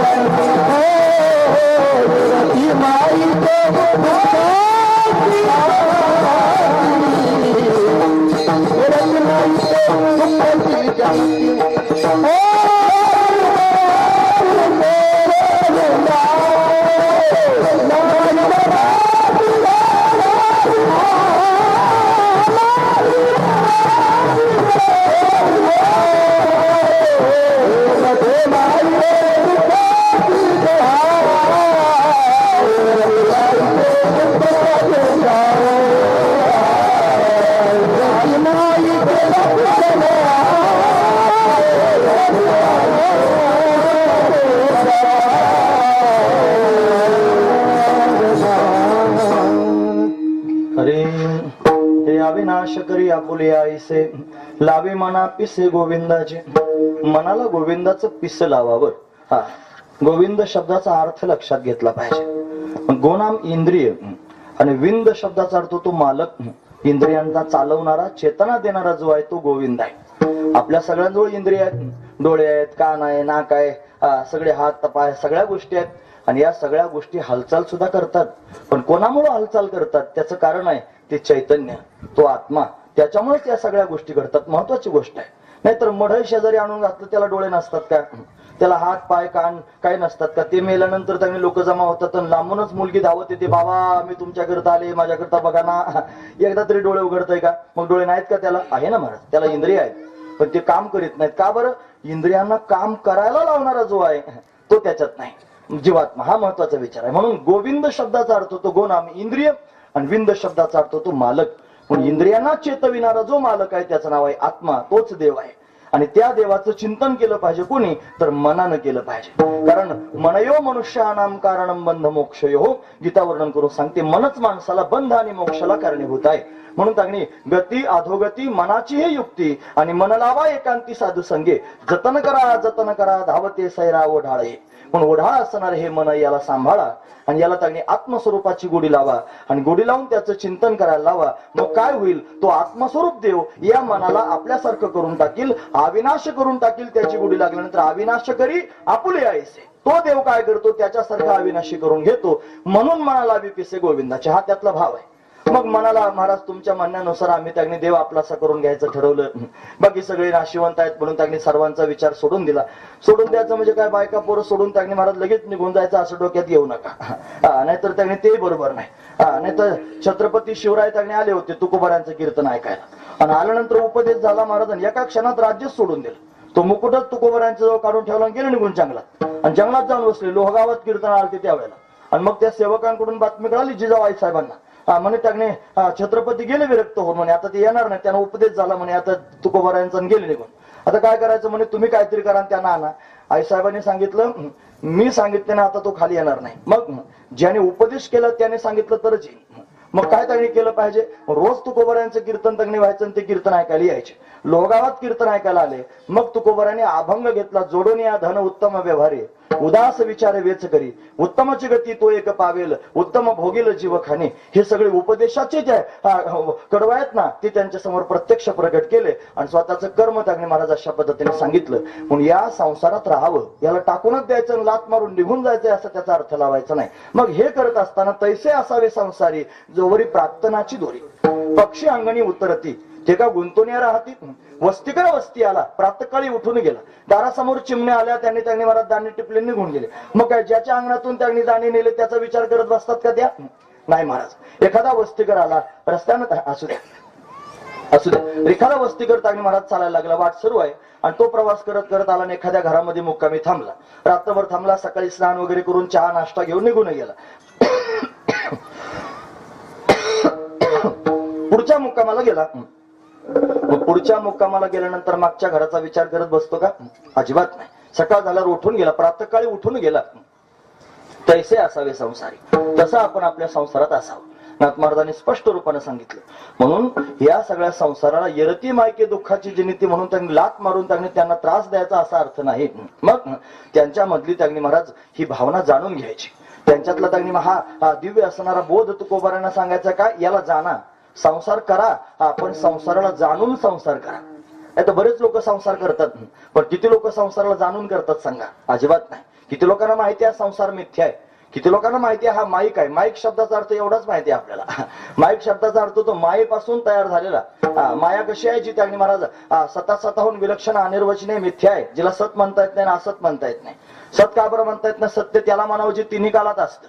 काल होतं, आज आहे, उद्या पण राहणार आहे, ते सत्य आहे. पण माया तशी सत्य नाही महाराज. ती त्यांनी महाराज फक्त दिसते, पण ब्रह्मज्ञान झाल्यानंतर लुप्त होऊन जाते. मग तिला सत्य म्हणता येत नाही. म्हणजे असत्य म्हणा. असत्य कशाला म्हणायचं? जी तिन्ही काळात प्रतीला येत नाही वस्तू त्याला असत म्हणा. ज्याचं तिन्ही काळात प्रतीती नाही ते असत्य आहे. कसं काय असत्य? आकाशाला आलेली फुलं किती लोकांनी पाहिली? नाहीतच ती. सशाला आलेली शिंग किती लोकांनी पाहिली? नाहीतच ती. म्हणून त्यांनी महाराज ते नाही 12:15 वाजत आले बरं. आता असू द्या, मी थांबणार आहे. लक्षपूर्वक आहे का? थांबावं तर लागणारच आहे मला. थांबणार आहे म्हणजे काय कौतुक सांगतो थोडंच, पण असू द्या, ओघानं आलं म्हणून सांगतोय. काय माहिती उद्या सांगता येईल की नाही. कोणा हे पहा, आज आपल्या हातात आहे, आता सध्या. कालचा आपल्या हातात राहिला नाही, निघून गेला. आणि उद्या कोणी पाहिला नाही, म्हणून त्यांनी उद्याची वाट पाहिजे. मग तुम्हाला सांगायचं कशा करता आता चालू आहे ते सांगून घेतलं पाहिजे. आठवलंय म्हणून सांगतो. महत्वाची गोष्ट आहे. म्हणून माया अशीच आहे महाराज, जी त्यांनी महाराज असत्य पण म्हणता येत नाही, सत्य पण म्हणता येत नाही. जी खपुष्पासारखी त्यांनी महाराज असत्य पण नाही, कारण ती त्यांनी महाराज अशा पद्धतीने प्रतीला येते आणि तिच्यामुळे लोकांना सुख दुःख भोगावे लागतात. म्हणून स्वतःहून विलक्षण आहे, अनिर्वचनीय मिथ्या आहे, स्वरूपवान आणि बाद योग्य आहे. तिच्यापासून नामरूप पाहायला मिळालं म्हणून तीच मिथ्या आहे. तर तिच्यापासून झालेलं विश्व तरी काय सत्य असेल का? ते मिथ्याच आहे म्हणून माईक आहे. म्हणून येरती माईक आहे आणि दुःखाची जनिती नाही. आधी म्हणजे सुरुवातीला नाही, अंतिम म्हणजे शेवटी नाही, अवसान म्हणजे आता पण नाही. म्हणून जी गोष्ट आधी नसते, जी गोष्ट नंतर राहत नाही, ती आता सुद्धा नसतेच. हा त्यातला भाव आहे. म्हणून त्यांनी नाहीच हा त्यातला भाव आहे. म्हणून आपण काय केलं पाहिजे? जी नाही तिच्या मागे फिरण्यापेक्षा जे आहे त्याचा छंद मनाला लावला पाहिजे. मग कोण आहे? परमात्मा आहे. परमात्म्याचा छंद लावावा, अविनाश पद प्राप्त होईल. आपल्याकडे आहे ना अविनाश पारक पद, जे त्यांनी महाराज फार सुंदर त्यांनी सांगितलं जातं बरं. त्याच्यात अविनाश पारक पद ते सुद्धा जाणून घेण्यासारखंच आहे. अविनाशाची पारख करून देणारं पद, त्याला अविनाश पारक पद म्हणायचं. असं त्यांनी महाराज ते पदच आहे. जीवन त्या मुद्द्यापर्यंत आपण घेऊन जावं. या मुद्द्यावर जीवन गेल्यावर काय होईल? तू एवढ्या वेळापासून बडबड करतो, शहाणपणा सांगतोयस आम्हाला, देव आपला करून घ्या, फलानं करा, बिस्ताना करा. होईल काय नेमकं असं केल्यानं? अरे काय होईल? जे बाकीच्या लोकांचं झालं ते होणार नाही, काही विशेष होईल. बाकीच्या लोकांचं काय झालं? बाकीचे लोक जे अनात्म पदार्थ आहेत, माईक पदार्थ, त्यांना जमा करण्याकरिता फिरले. जन्मभर सायास केले, फिरले, पायाला भिंगरी लावून त्यांनी घराघरा फिरत राहिले. पाणी पिलं नाही, भाकर खाल्ली नाही, झोपले नाही. दिवसाची रात्र, रात्रीचा दिवस त्यांनी केला. सगळं जीवन त्यांनी घालवलं आणि सगळं जीवन घालवल्यानंतर त्यांनी हे सगळं जमा केलं आणि शेवटी मेले. आणि ज्यांच्याकरिता जमा केलं त्याच लोकांनी जाळले, जाळून आले महाराज. सगळे लोक त्यांनी मोकळे झाले. त्याला जाळून आल्यानंतर त्यांनी महाराज 10 दिवस सुद्धा दम खात नाहीत. लोक घरी येतात आणि काय लिंबाचा काळा पाला चावून मोकळे होतात, लगेच भाकरीवर तुटून पडतात महाराज. कोणी कोणाची वाट पाहायला तयार नाही, कोणी कोणाकरता मरायला तयार नाही. वारा वाहतोच आहे, पाऊस पडतोच आहे, सूर्य उगवतोच आहे. सगळे लोक त्यांनी महाराज सगळ्या पद्धतीने जीवन जगता. कोण कोणाकरता शिल्लक राहायला महाराज? कोणी कोणाला शिल्लक राहत नाही. आणि थोडे दिवस गेल्यावर विसरूनही जातात, विसरूनही जातात महाराज. भविष्यात तर त्याची पित्र सुद्धा घालीत नाहीत महाराज. आता आपण काय मज ऐकत असतात, ते कशाला मी 3-3 बाऱ्या सांगत राहू? त्याची सुद्धा लाज वाटते, बापाची पित्र घालायची सुद्धा. ते म्हणतात हा तुमचा बावळटपणा आहे, ही तुमची अंधश्रद्धा. हे त्याची कावळा काय आपला बाप असतो का? वेडा कावळा मरू दे, कावळ्याचं काय घेणं देणं पडलं? कावळा नका का बाप असं? आपण कावळ्याच्या निमित्तानं बाप आठवतो एवढं तरी बघ ना. ज्यानं जन्म दिलाय, ज्यानं शिक्षण केलंय, ज्यानं बायको करून दिली, ज्यानं नोकरी लावून दिली, ज्यानं नावा रूपाला आणलं, तो असणारा बाप जन्मभर लक्षात ठेवावा, कधीच विसरू नये. मग कृतज्ञ झाली माणसं. बापाच्या नावानं वर्षातून एक दिवस एक माणूस सुद्धा जीव घालायला नको म्हणतात, तुमची अंधश्रद्धा म्हणतात. अरे हे सगळे निमित्त साधू संतांनी केले कशाकरिता? ते बाप आठवण्याकरिता. हे लोकांच्या लक्षात नाही आणि लोक वेगळ्या पद्धतीने विचार करायला लागले. कोणी कोणाला ओळखत नाही या समाजामध्ये. मगापासून मी सांगतोय सारे भामटे आहेत म्हणून. मग कोणी कोणाला ओळखत नाही, बाप असला तरी विसरून जातात, महत्वाची गोष्ट आहे. हा त्यातला भाव आहे. म्हणून आपण काय केलं पाहिजे, भगवंताला आपलं करून घेतलं पाहिजे. आपलंस त्याला जर करून घेतलं तर काय होईल, एक मरणच आल्यासारखं दिसेल, फक्त मरण जाईल. पण ज्यानं देव आपलासा करून घेतला तो जगापुढून जाणार नाही महाराज, तो कायमस्वरूपी चिरकाल राहील, तो टिकून राहील. म्हणून ज्ञानोबरायांचं नाव आज आपण घेतो, तुकोबरायांचं नाव आज आपण घेतो, 2500 वर्ष झाली शंकराचार्यांना आज आपण त्यांचं नाव घेतो. का बरं, त्यांनी देव आपला करून घेतला. ते आज आपल्या डोळ्यासमोर दिसत नाहीत, गेल्यासारखे दिसतात, पण त्यांची कीर्ती मात्र त्यांनी मला शिल्लक आहे. हे त्यांच्या विशेष असणाऱ्या कर्तृत्वानं काय कर्तृत्व केलं, देव आपलासा करून घेतला. पण ज्यानं देव आपला करून घेतला त्याला मरण आल्यासारखं दिसतं, पण तो मरत नाही, कीर्तीच्या रूपानं शिल्लक राहतो. अभंगाचं शेवट, तुका म्हणे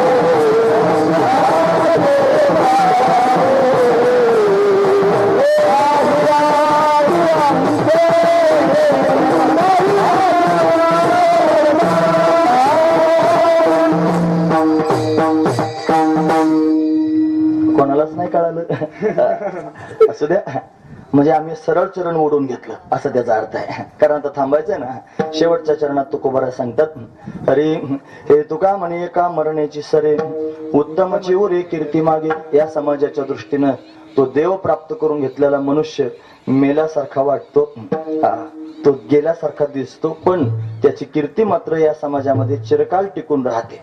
म्हणून ती चांगली कीर्ती जर समाजामध्ये चिरकाल टिकून राहावी असं वाटत असेल, आपण काय केलं पाहिजे, आपल्या स्वतःचाच देव करून घेतला पाहिजे. त्यापेक्षा सरळ सरळ भाषेत सांगायचं म्हणलं तर आपण देव माणूस झालं पाहिजे. देव माणूस होता आलं, त्याची कीर्ती चिरंतन टिकून राहील. जर देवासारखं जगता आलं नाही तर कीर्ती राहणार नाही, जरी राहिली तरी अपकीर्ती राहील. म्हणून त्यांनी महाराज महत्वाची गोष्ट आहे, आपलं जीवन देवासारखं करावं, देवमय करून टाकावं, देवाचा छंद करून देवच आपलासा करून घ्यावा.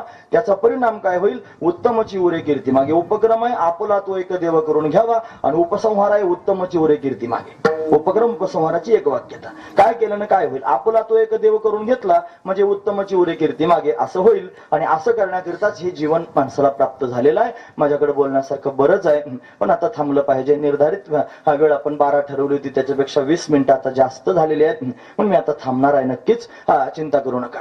म्हणून हे आपल्याला सर्वांना ज्यांनी सांगितलं ते संत महापुरुष आहेत की जे त्यांनी महाराज सांगण्याकरिताच प्रगट झाले, पुन्हा पुन्हा अवतरणित झाले आणि जीव तोडून लोकांच्या समोर सांगतायत, काही स्वार्थ पोटात न ठेवता सांगतायत. म्हणून ऐकणारे ऐकतात सुद्धा आणि काही असे असतात ते जीवनात उतरवतात सुद्धा. म्हणून त्यांनी ऐकणाऱ्या लोकांच्या समोर सांगावं. त्या चंद्रभागेच्या वाळवंटात गेल्यानं लोक रुपये टाकतात आणि टाकल्यानंतर ते पाण्यात टाकलं की 2-4 मागे टपूनच असतात, त्यांच्या हातात चाळा असतो.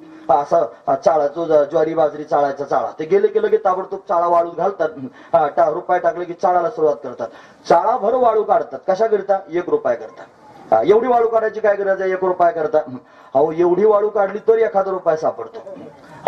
म्हणून त्यांनी एवढ्या लोकांच्या समोर जर सांगितलं ना हे असं, एखादा त्याच्यातून पाहायला मिळतो की जो आत्मसात करणार आहे, जो त्यांनी ते जाणून घेणार आहे. म्हणून एवढ्या सगळ्या लोकांच्या समोर हे सांगितलं पाहिजे. एखादा तरी ऐकेल आणि ऐकून जीवनामध्ये उतरून घेईल आणि तसं जीवन त्यांनी जगायला सुरुवात करेल. हा त्यातला भाव आहे. म्हणून एवढी बडबड साधू संतांनी सगळ्या जगाच्या समोर केली. ज्ञानोबर आहे, तुकोबर आहे, हे सांगतच त्यांनी महाराज अशा पद्धतीने देवरूप झाले.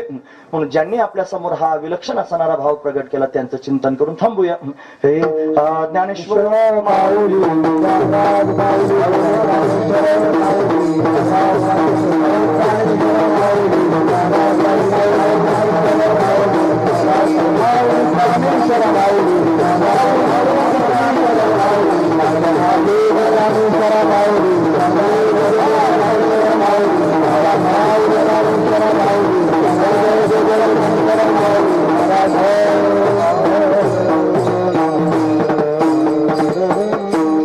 यथामती अथवा